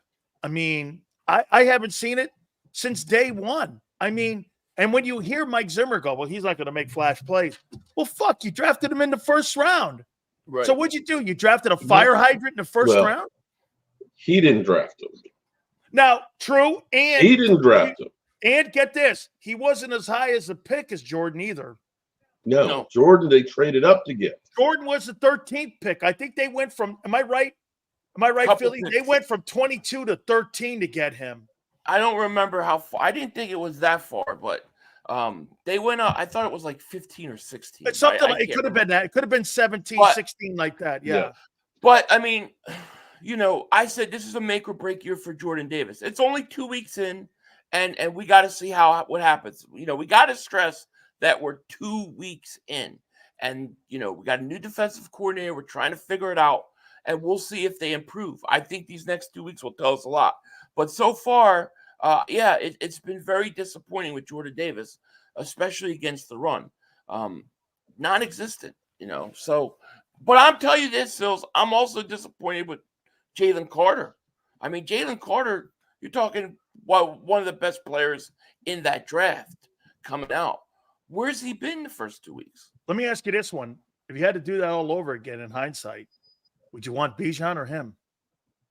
I would have taken Jalen Carter over Bijan. Okay. I would have gone Will Anderson, Carter, Bijan were my top 3 in order. Yeah, those were guys in my sandbox too. But boy, I'll tell you, hey, Bijan looks good. Mark, man, Bijan looks. I mean, Bijan's good. He is a good looking. Even in blocking. Oh man, when he my God, did you see him blow up Nolan Smith on that corner, man? Hey, Oh, that was a knockout he almost blow. knocked his teeth out. I was like, holy shit. Here. Yeah, Okay. he's a good player. He How knocked about him on you? his back. He looked like a freaking turtle laying there, man. Hey, I'd be But it's careful, week man. 2. You got It's week 2. 44 laid on you. I See, agree. Sills, Listen, both teams' have defenses 44 played like laid on you. ass. Okay? You know, I expect more from the Eagles defense. You know, we're talking the pickle juice team, and I expect a lot more from the Dallas Cowboys that used to be the doomsday defense. Right now, we look like two cupcakes out there. I hope both of these teams man the F up, because I'd rather have you guys good and kick your teeth in than for both of us just to be these bunch of losers that we are right now. All right, finally here. Here's the last one. To you, Mark. Cowboys, Baltimore Ravens. Who wins the game? Cowboys. Give me a score. 31-24. You know where you have an opportunity to win this? That defense losing Patrick Queen and losing Denard Wilson, their secondary coach. And that secondary, that defense not getting any pressure. Yep. That's not a Baltimore defense. So that's going to be an interesting ball game, and both teams need that game. That's going to be must watch this weekend. Philly, you Eagles go into the Superdome. By the way, if you want to comment on that Baltimore Dallas one too, and I'll go back to you on that one too. On this one here, who do you got winning? Oh, Saints man. or Eagles? No AJ. I don't even want to predict that game. Dallas is going to lose 28-20. How about that? But You look like you have agita right now talking about the Eagles. I do because I don't think it looks good for us. If I'm being honest, yeah, I don't think we're winning this game. I hate to say it, but I don't. New Orleans is a tough place to play.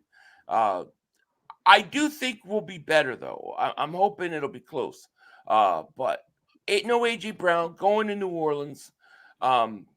This defense looks lost. A short week.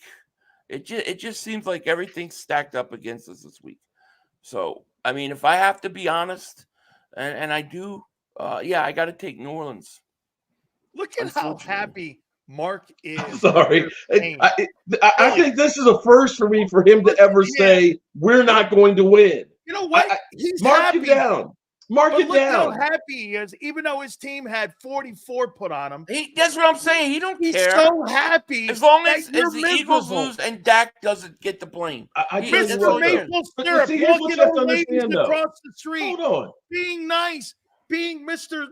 Public Servant. The old man, he's happy with your pain.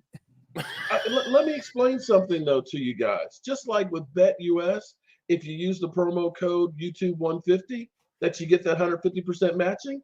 Nobody expected the Cowboys to do anything. They have trashed us mercilessly. That's always your excuse. Anything we do is better than what they did. You guys, I'm sorry, we're picked to be the Super Bowl contenders. And here it is. You've got one of the sorriest, weakest ass defenses out there. You literally let Kirk Cousins on Monday Night Football kick your teeth in.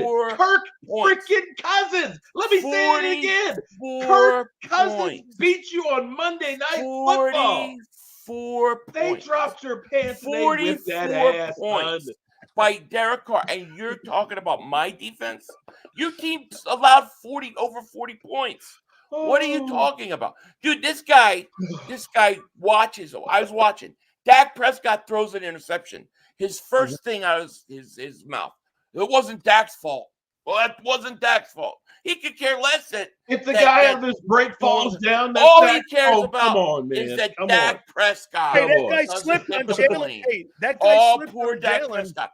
Oh, all right. Okay, how about the ones your guy threw at the end of the game?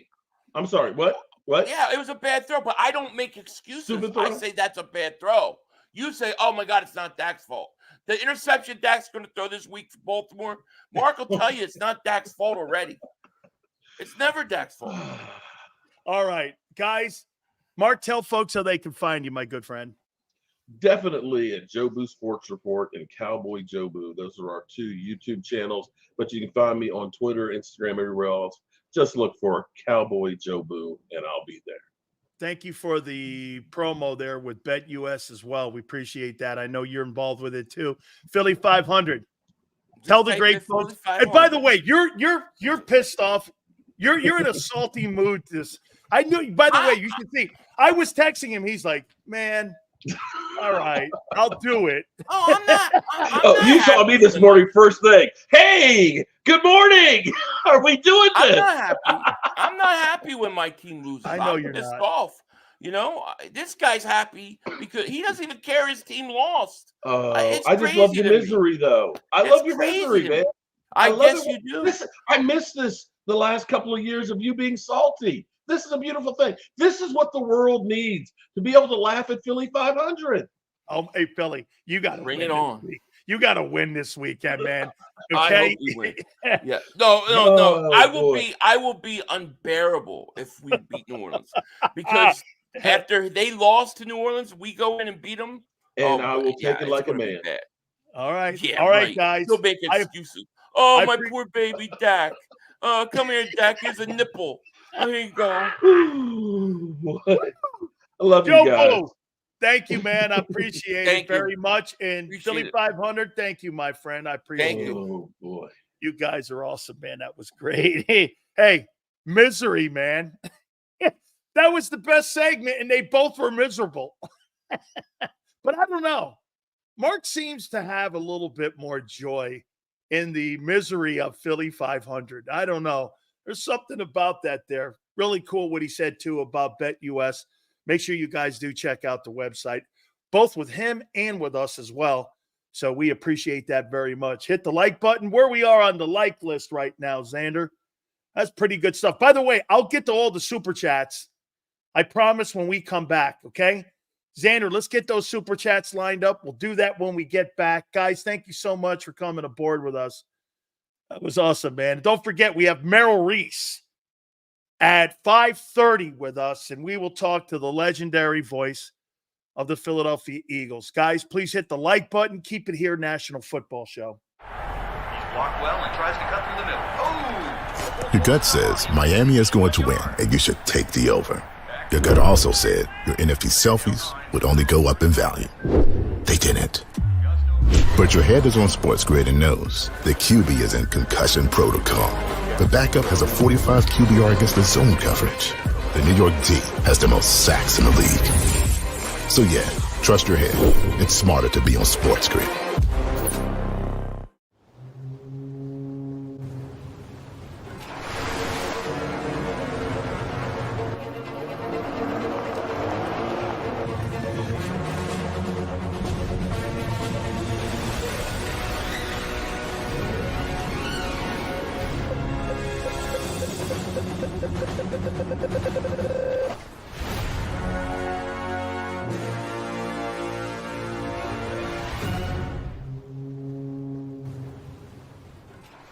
Score and save at Southeastern PA and Delaware with Colony Pools this football season, and let the experts close your pool with a custom Merlin safety cover in green for the birds. And if you join our Winter Watch team, we'll give you another 20% off, and Colony Pools will handle it all. Keep your tiles on your pool, not in your pool.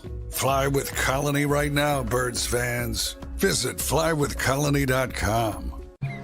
I get scared sometimes. Of a lot of things. Joining in. Decisions. The dark. The dark. But I once heard someone say, But as I always say, it's okay to be afraid. as long as you face the fear. And keep moving forward. Wherever you are in life, count on the name trusted in insurance for over 80 years. Independence Blue Cross. Hi everybody, my name's Jason Lombardi. I'm an inspector at DryTech. At DryTech we offer three major services, the first one being basement waterproofing. The second service we offer is foundation and structural repairs. And then the third service that we offer is mold remediation. If you feel you are having a waterproofing issue, give DryTech a call or check us out online.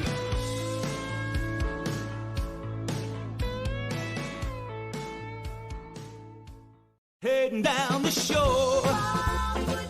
Have a ball once more. here, imaginations run wild and time stands still.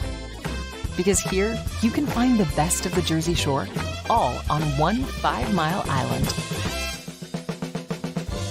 So leave the old you behind and get lost in the woods. Wild, wild, wild weekday. Plan your stay in the Wildwoods today. EAGLES, Eagles.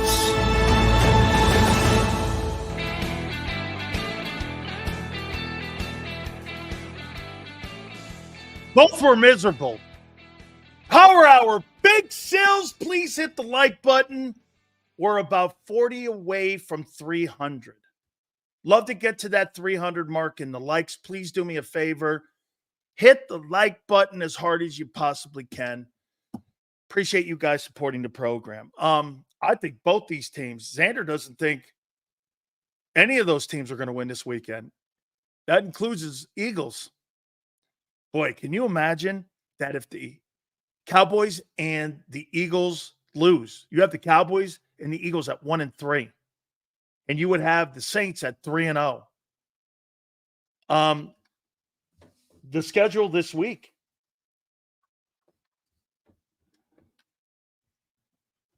Green Bay, Tennessee, they're going to get that win. They'll be two. Get this. Green Bay will be in better shape if they win against Tennessee than the Eagles, and they beat them in the opener, but they'll be in better shape, and they don't have Jordan Love.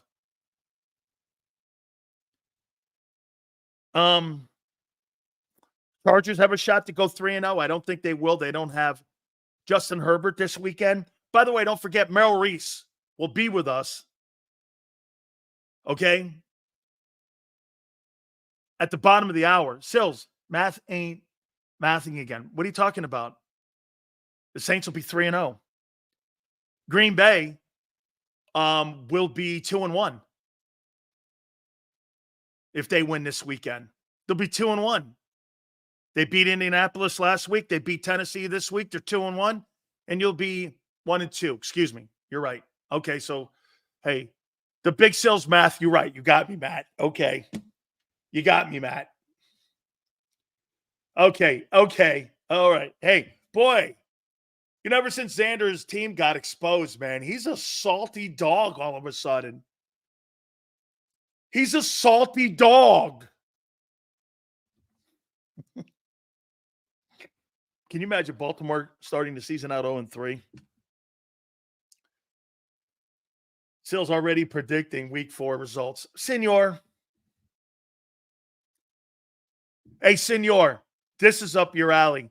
Chubitapanga.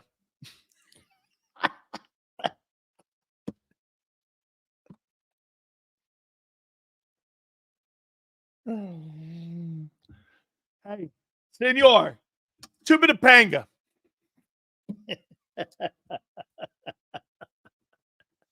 You better know what that means, or you're going to take that name Senor Football away. Hit the like button, you freaks and you lunatics. All right? So, the Big Sills, top 10 teams. We didn't get a chance to do this. And my top quarterbacks. Okay? Here we go. This is right out of the Big Sills safe. This is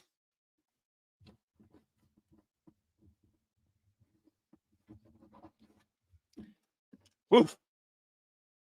Now, this is the first 2 weeks. First 2 weeks of the NFL 2024 season. Okay? So, here we go. The top 10 teams before we do the top 10 quarterbacks. Here we go. At number 10, the man, the myth, the legend has returned to pro football with a 46-19 record. he has taken the Los Angeles Chargers back to being an elite football team. Da, da, da, da. Jim Harbaugh and his Chargers and 2-0 are number 10. At 9, a team that is descending. A team that is 2-9 over their last 10 ball games. The team from the city of brotherly love, the Philadelphia 1-1. Kirk Cousins ownership, Philadelphia Eagles. And I think that's generous at 9. Colin Cowherd doesn't even have you in the top 10. I do. Number 8. The man who's leading a comeback not only for his own career,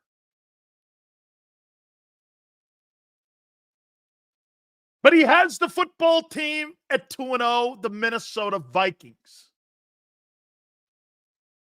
Or 8th.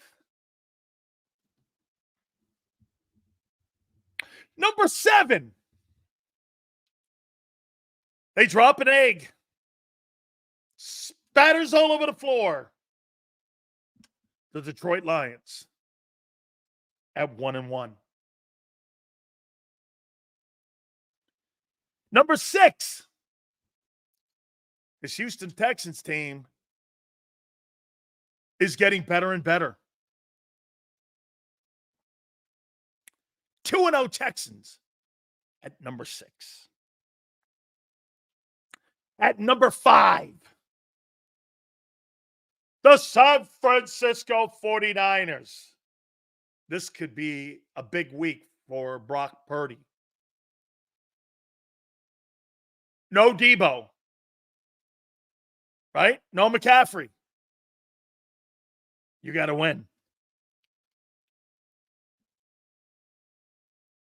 Number 4, a team since December 6th is 10-3. The Tampa Bay Buccaneers.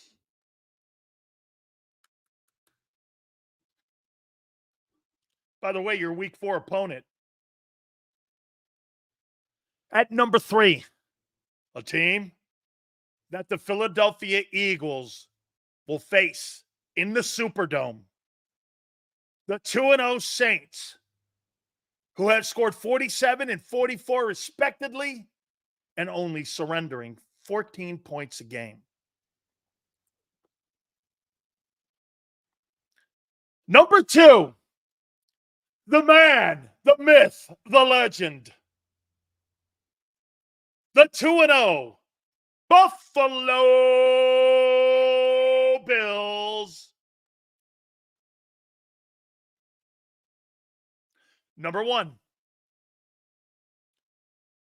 team that just, no matter if they're playing good or bad, Big Red and his Kansas City Chiefs. By the way, Josh Allen, no turnovers. How you doing? Now for the quarterbacks.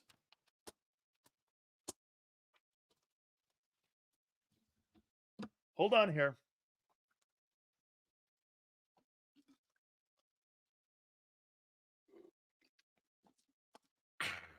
Little stolies. Oh.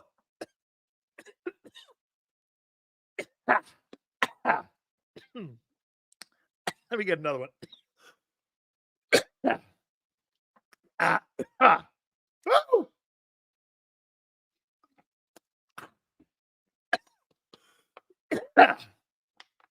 Woo! Oh.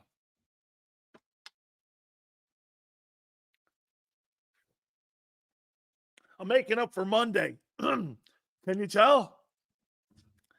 Oh. had to start drinking during the show. With another performance like the Eagles had against Atlanta, I'll be drunk by the 4th hour. All right. Here we go.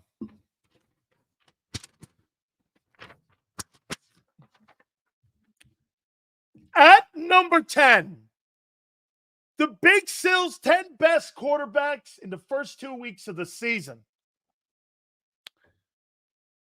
At number 10, the reclamation career and project is still underway in Seattle. The great Geno Smith. At number 9, hey, we gonna run the ball here in Los Angeles. We're not going to be like all them fancy guys who eat sushi and eat those porterhouses in their backyards overlooking Malibu. We're not going to be all fancy with Prada bags and Pierre Cardin. And we're not going to have Fendi wallets or anything, even though I've got a Fendi wallet. I gotta wait. I got a Louis Vuitton. I got a Louis Vuitton wallet. Don't ask me how. Okay? I've had this thing for about 10 years, but I have a Louis Vuitton wallet. And a Fendi check. Don't ask me how I got all fancy and shit. I stole it. Sure. Oh, why? Because, wait a minute. This guy's racist. He's racist. The real Zeal is racist. You think I stole it because I'm Italian, don't you? How dare you, because I'm Italian, assume that I stole it? Only because I'm Italian. I stole it. On the day that's James Gandolfini's birthday today. The real Zeal.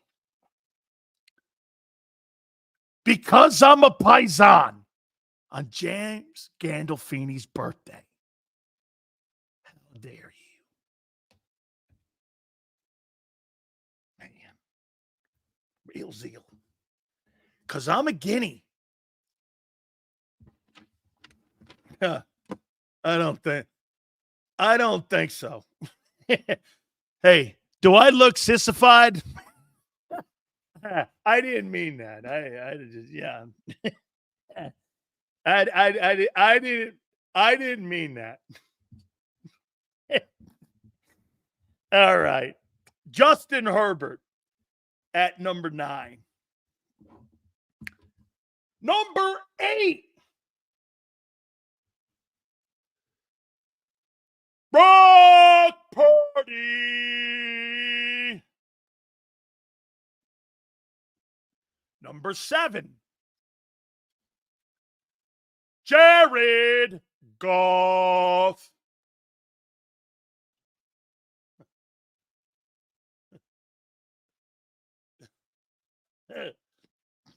Hang on, I'm going to get there. Number 6. The great comeback. He is now being considered the new Rocky.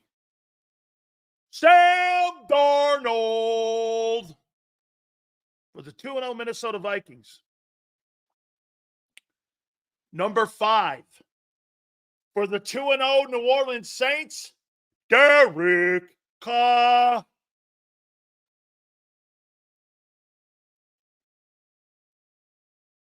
Number 4, CJ Stroud. Well, Spurger goes, Darnold at 6. Well, we're not talking about the best players at the position. We're talking about who's playing the best in the first 2 weeks. There's a difference. This isn't the 10 best quarterbacks. This is the quarterbacks that are playing the best football in the first 2 weeks. Okay? How are you? Number 3, Baker Mayfield. Number 2,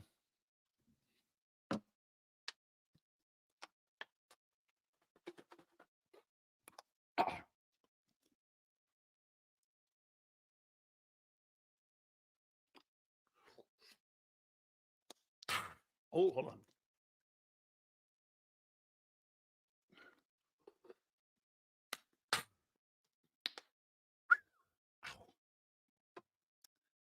You ready? From the Buffalo Bills, Josh Allen. Yeah. And the number 1 quarterback. I'm getting sick of this. It's like Tiger Woods. This guy's like Tiger. Patrick Mahomes. Here you go. Mahomes 1. Allen 2. Hold on. Every time I say Josh Allen from now on, I got to take a shot of vodka.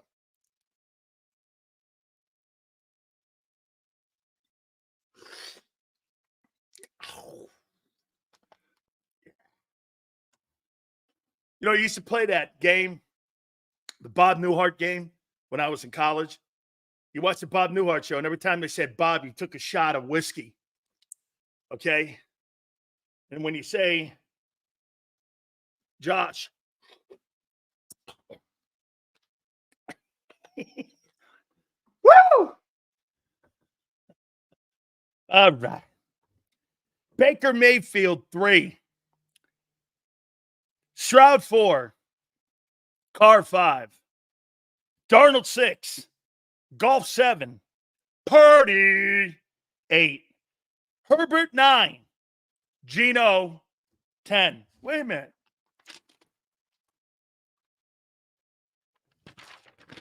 Who's missing? Oh, Aaron Rodgers. No, who else? Joe Burrow. Oh, you know, Lamar. Who else? Trevor Lawrence. Oh, yeah, he's missing too. Who's? Ooh, Scott, you can make an argument for Kyler Murray. You really could. Replacing Golf and put Murray there?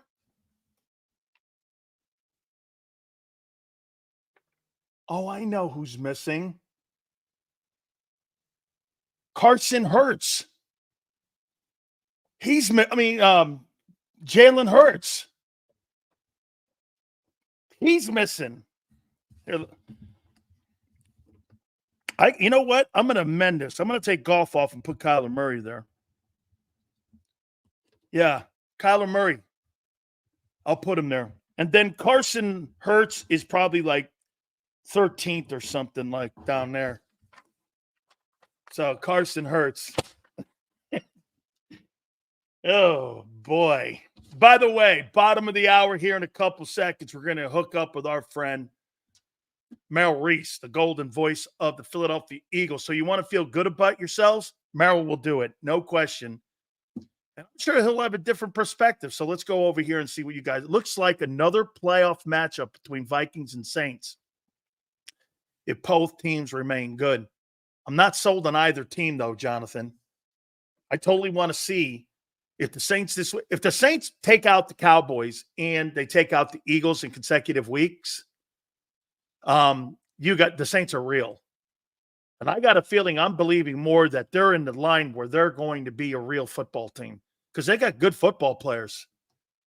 Okay, and they got them on both sides. You know the question mark that I have going into this game for the Birds are those two tackles are playing out of their mind. One's a young guy that they drafted in the draft. Who was the kid they drafted, the Saints? Isn't that the kid from Oklahoma or Washington State that the Saints drafted? New Orleans took that kid. Oh, yeah, Fuaga from Oregon State. that kid's playing well, but he's young. Okay? He's young. So we'll see how that plans out and plays out this weekend. Jamarcus Hurts. Xander, do me a favor. I missed some super chats, please. I want to make sure before we get Merrill on that I get those super chats. Let's get to this right here. A quarterback with a rookie LT, left tackle, and a good chance on getting injured as well. Okay, let's go to the next one. Done praising Howie for nothing. He's responsible for Davis, Smith, Dean, Carter. He has assembled a defense full of bust. Not says a thing. How about this? Don't forget, $51 million investment also in Huff. How about the $5-6 million investment in Devin White? Look at all the moves he made. Hey, by the way, and Gardner Johnson's not playing super football. Got a big hit. Gave up a 40. Hey, wait a minute. Nice hit. How about the 46-yarder you gave up? Because you were out of position as always. I mean, so what do you do? Okay, yeah, all right. Let's go to another super chat. You guys were great during the battle royale. Start McKee, come Niner all day. Rotate Hurts and Barkley. Hey, wait a minute. Niner all day. Are you saying the two best running backs on the Philadelphia Eagles is Jalen Hurts and Saquon Barkley? So if you had to rate the running backs on the Eagles, would it really be this? Barkley, Hurts, Gainwell, and Shipley. Why don't you just put them in a T? Hang on. I got a new offense for the Eagles. Let's put them in a wing T. Get McKee out there and do a wing T. You have Hurts over here, or you could do a wishbone. That's it. Let's get a wishbone. Is Will Grier still on the team? Is Will Grier still on the team? No, wait a minute. I could run Jalen out of the wishbone. Yeah, he could be the wishbone quarterback. Right? And then you got Barkley, and then you put the other kid in there, Gainwell, and you could run wishbone. There you go. That's a new offense headed your way per Kellen Moore. The Jalen Hurts wishbone offense. How you doing, Sills? Does Hurts have Goddard in his GPS? Hey, G-Fish. Here's Jalen in the huddle. How do I get to the 15-yard line? Dallas. Not Texas. Goddard. He runs an in pass and a wheel route. Julian, can I run that play? Is that on Julian's list? Let me see.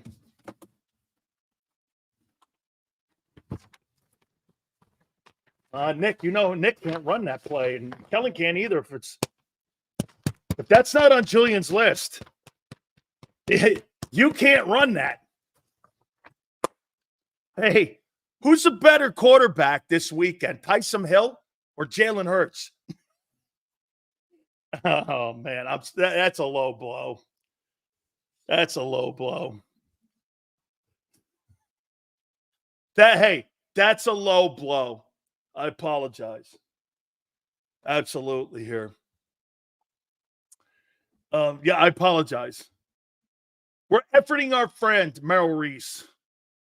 I bet Julian has a headset telling Nick and more what is on the analytics top plays to call each situation. Hey, the only reason that Merrill wouldn't come on is because you know who. You're not really going on that asshole show, are you? You're not really doing that, are you? God, I love it.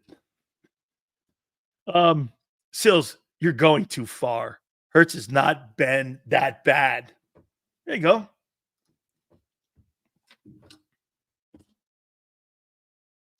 Okay, Nate, I'll take your advice.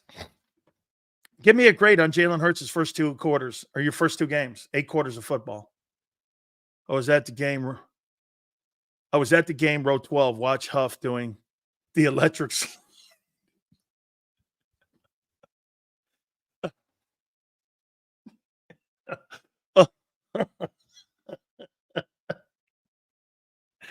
Bryce Huff doing the electric slide. That's fucking funny. Hey, you know how bowler, man, lines his thing up and throws the ball and he slides and kicks the foot?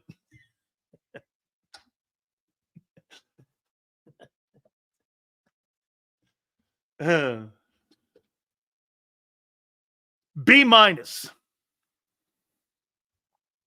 All right. Hurts D, 4 turnovers. Man, Xander. Wow. I'll tell you this about Xander. He's not happy. Hey, he's a grumpy old man right now, man. He ain't old. Hit the like button, guys. Xander's giving this team nothing. Sills, do you think Kellen was hired because of his age? No. Maybe they thought he could relate to Julian better. Well, I hadn't thought of that, but in that organization, you got to start with upstairs, not the coach's room. You're right. They didn't hire Kellen to get along with Nick. They hired Kellen to get along with management. You're dead right. I never thought of that, but you're gooby. It's a shitty take, but it's a possible right take. Okay? It's a possible right take. Okay?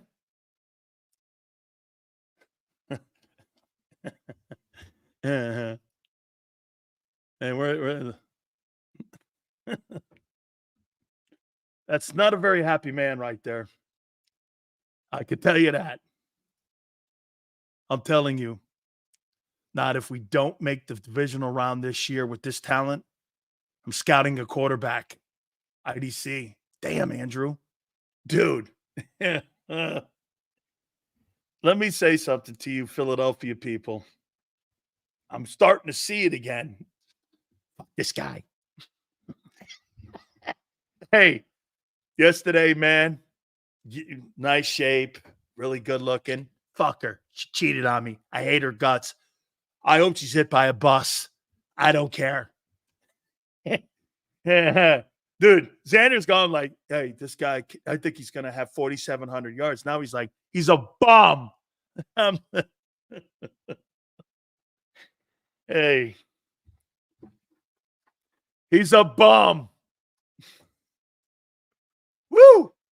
See, I have one thought, and I kind of make my opinion years and months ago. So I'm not really doing anything different today. But when you guys have an epiphany, whoa, Xander's like, fuck that guy. 4 turnovers. He sucks right now. Last 25 games, this dude's got Atlanta. This dude's got New Orleans. Okay? If he shits the bed in New Orleans, wait a minute, you don't have AJ. Here's me talking. You don't have AJ. I don't give a shit. You got Devontae, you got Goddard, you got Barkley, and the best O-line in football. You can't win? There's a problem in Philly. You know, he's not wrong. He's not wrong. He's not wrong.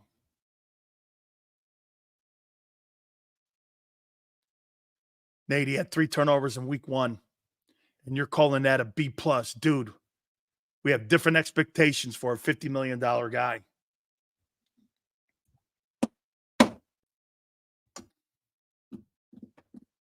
He's been C. I agree. Oh, Nate wants to make him into a... Nate's upset right now. You know why? The league caught up with him. Hey, Nate. What guys like Nate and what people like Senor and other people don't like They don't like to be made to look like a fool with a take because it makes you feel that you're flip-flopping on someone. Guys, your thoughts are not in cement. I keep trying to tell you this. Players are going to dictate how you feel about them. If a guy gets out of the gate and he's playing great, you're going to be so happy for him. But all of a sudden, he turns the corner and he doesn't play well. Here's something you look at with Dak. Dude, Dak, where he was drafted, or even Tony Romo, undrafted. If you were a Dallas Cowboy fan, you were doing this. Holy shit. This guy was a 4th or 5th round draft choice, Dak Prescott. He is totally better than where he was drafted. What happened? You paid him. Then you paid him again. And you know what you're saying now, Cowboy fans? You throw one more fucking pick, I'm out. Expectations rise. When the money rises, expectations rise. And if players are going to go, hey, not every player runs through the finish line. Boom. Look at Carson Wentz. Boom. Right? Look at Baker Mayfield. Boom. He did it the other way. You usually don't see that. Okay? Baker's doing it the reverse. All the turnovers in Cleveland, had one good year there, but all the turnovers in Cleveland. Then he got booted at Carolina. Then he got booted at LA. Now he's in Tampa. All of a sudden now, the guy looks like he belongs in the NFL, and he looks like, dare I say, a top 12. I have a problem saying he's a top 10 quarterback, but first 2 weeks he has. I have a problem saying it's Sam Bradford or Sam Darnold. Sam Bradford, Sam Darnold. Are they different? No. Well, he's 2-0, Sills. Okay. Gee, I guess Justin Jefferson makes him better too. Right? Scott, this is really a great take. I think the year in LA helped him. Yeah, damn straight. No question about it. No question about it. Hey, get this. I think the year for Carson Wentz in Kansas City is going to be good for him. Him in Kansas City, learning how to win games, be a teammate. You want to hear a statistic that's crazy? Get this. I'm going to get to that take in a minute. I think that am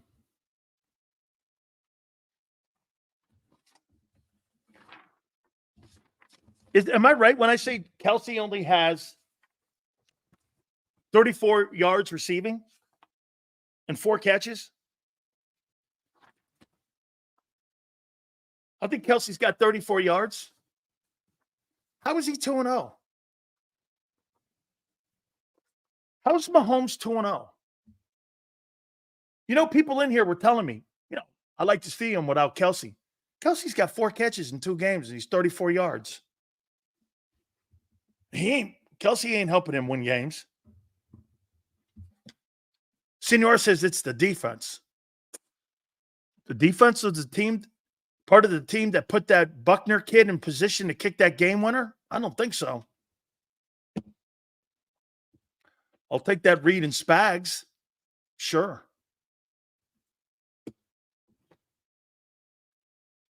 Merrill probably got hung up a little bit here. It's all good. We'll get him on. I hope it's not going to be like it was with Carton. 5:59. Hey, Sills, you want to do 20 minutes? I'm like, hey, okay.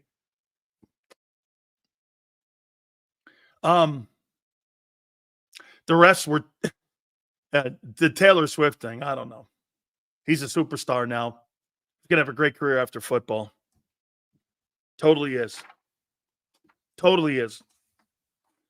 Some of the comment. Hey, let me say this. I didn't get a chance to hit on Jalen Hurts on what he said the other day. I didn't listen to what he said today because I don't really care what he said today.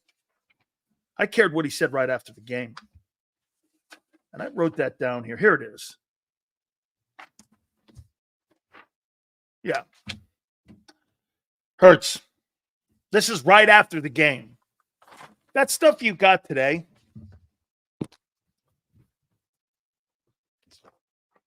Hair Bob Lang probably got to him and said, hey, you should answer it this way, and let's hear how you're going to answer questions. And, you know, the propaganda machine probably had their fingerprints all over today with Jalen Hurts. And anytime Hair Bob Lang gets a hold of you, you know that it's going to be a little bit jaded.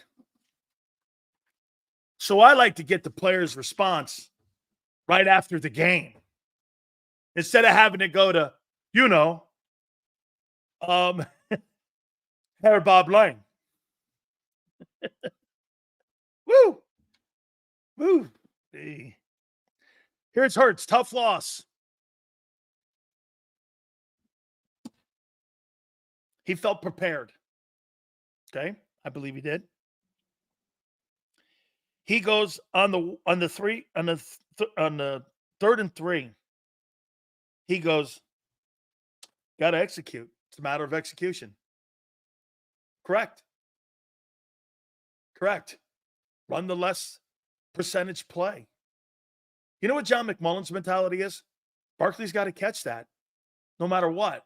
Well, John, people drop passes and fumble. You're trying to take that element away.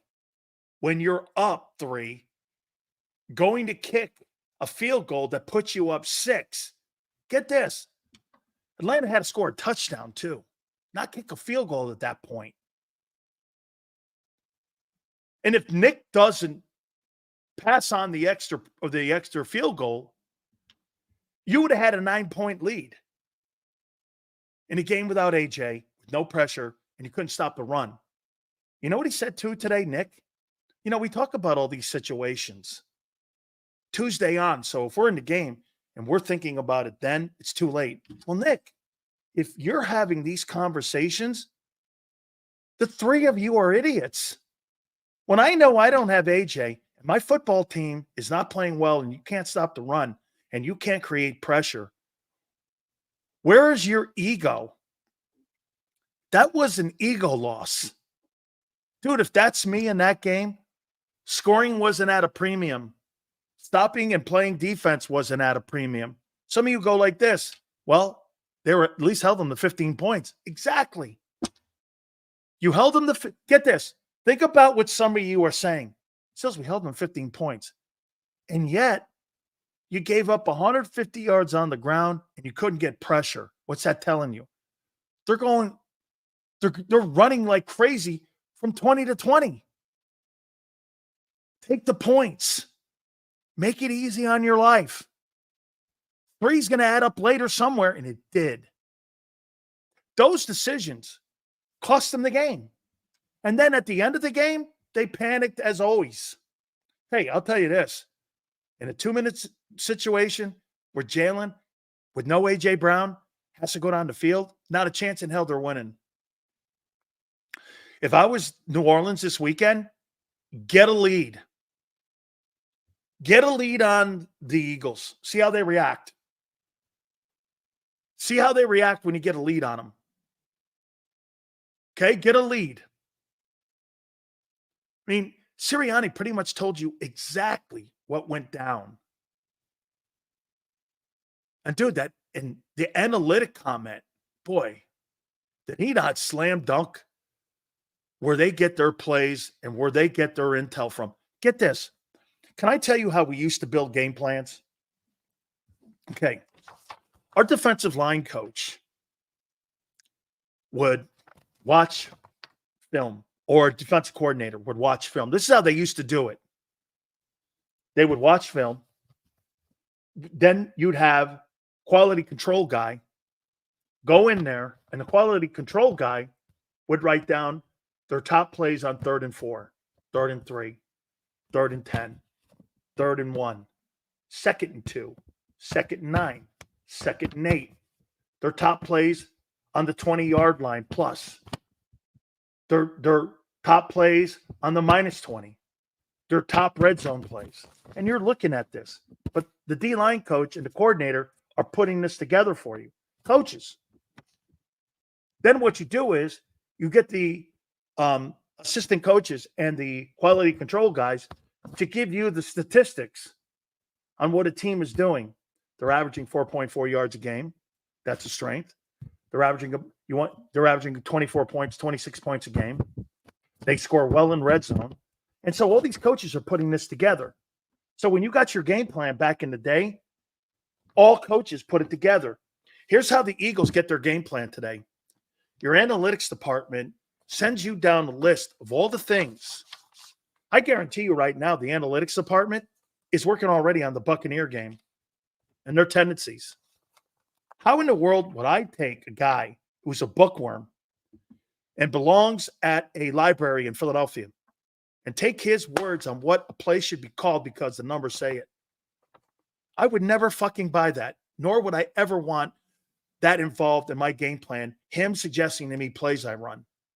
Now, you can give me all the numbers in what plays are successful percentage-wise, and I'll make the call on that. I got to tell you this. Can I tell you? You know why Vic Fangio? Hey, Xander, I realized something just now. You know why Vic Fangio doesn't have anybody in the booth with him? He don't want to hear that. He don't want to hear them analytic guys in his ear. He's going to make the call. I'd rather have a coach do that than take a page from Jeffrey Lurie's kid. Here's the 7 plays that work on 3rd and 3 with 1:34 left in the game.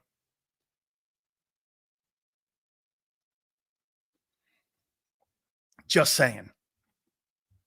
We apologize about Merrill Reese. I'm sure he got held up. Not that way.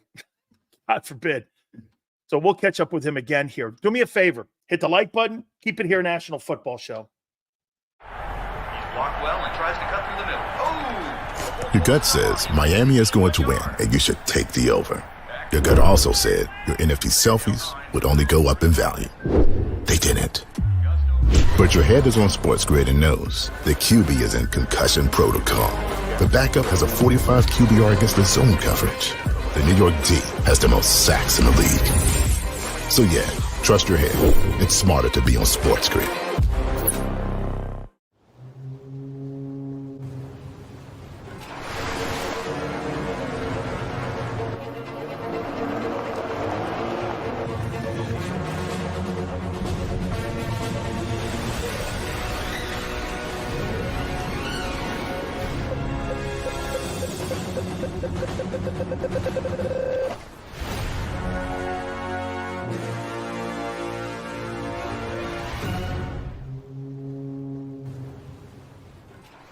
Score and save in southeastern PA and Delaware with Colony Pools this football season, and let the experts close your pool with a custom Merlin safety cover in green for the birds. And if you join our Winter Watch team, we'll give you another 20% off, and Colony Pools will handle it all. Keep your tiles on your pool, not in your pool. Fly with Colony right now, Birds fans. Visit flywithcolony.com. I get scared sometimes. Of a lot of things. Joining in. Decisions. The dark. The dark. But I once heard someone say, But as I always say, it's okay to be afraid. as long as you face the fear. And keep moving forward. Wherever you are in life, count on the name trusted in insurance for over 80 years. Independence Blue Cross. Hi everybody, my name's Jason Lombardi. I'm an inspector at DryTech. At DryTech we offer 3 major services, the first one being basement waterproofing, the second service we offer is foundation and structural repairs, and then the third service that we offer is mold remediation. If you feel you are having a waterproofing issue, give DryTech a call or check us out online.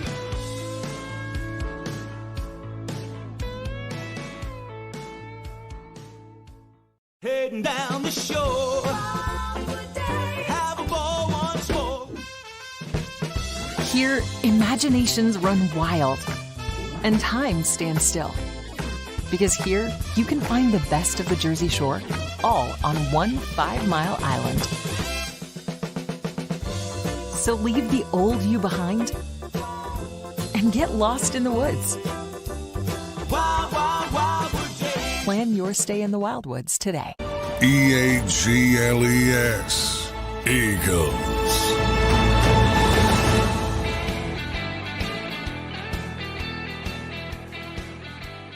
Big sales. Hey, Twiz, kiss my ass. Okay? Kiss of the assimus. Hey, when I think of the Philadelphia Eagles, how many people in here have watched the movie? By the way, you too, Crowley, you dickhead. Do you know how fast these? Oh, by the way, thank you on the 300 plus likes, guys. Crowley, you know how fast these things are whipping through here for me to read? Okay, do you have any idea the pain I go through every day with you? Okay. Hey, wait, Father. Hey, Senor, have you guys ever seen the movie North Dallas 40? Okay. Have you ever seen the movie North Dallas 40? Remember when he's in there and that coach goes like this, right? And he goes, how many times have we told you that's 38% against Seattle? We underperformed. And that's what the computer says. That's what the computer says. I feel that's how the Eagles are run. Go with the computer. 3rd and 3. There's a 27% chance. You ever watch a movie? That's how that coach, it was kind of a goof on Landry because that's how the Cowboys did that shit. I mean, the Cowboys did that stuff. It says the computer. The Julian computer, Nick. What's wrong with you? We plugged it in, and when Nick said that today, I thought I was watching a scene out of that movie. I was doing this. Yeah, we plugged it into the computer. We had all different kinds of results. I was like, what the frig are you talking about? Like, what is he talking about? Hey, this is my unfortunate feeling about the Saints game and how close it'll be.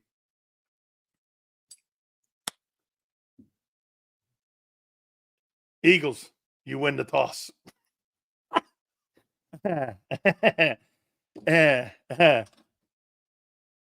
Eagles, you win the toss. All right.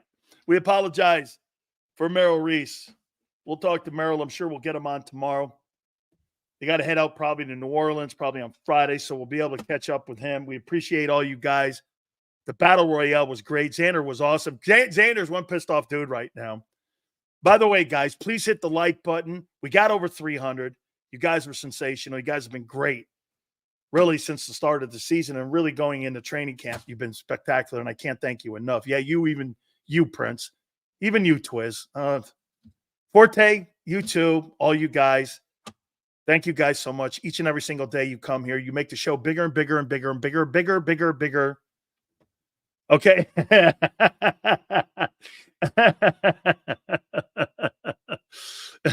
Nice. Very good. Wait, here comes Carton. Very good. All right. I appreciate it, guys. Hit the like button. Joe, Xander, thank you. 2 to 6 tomorrow. We'll see you on the flip side.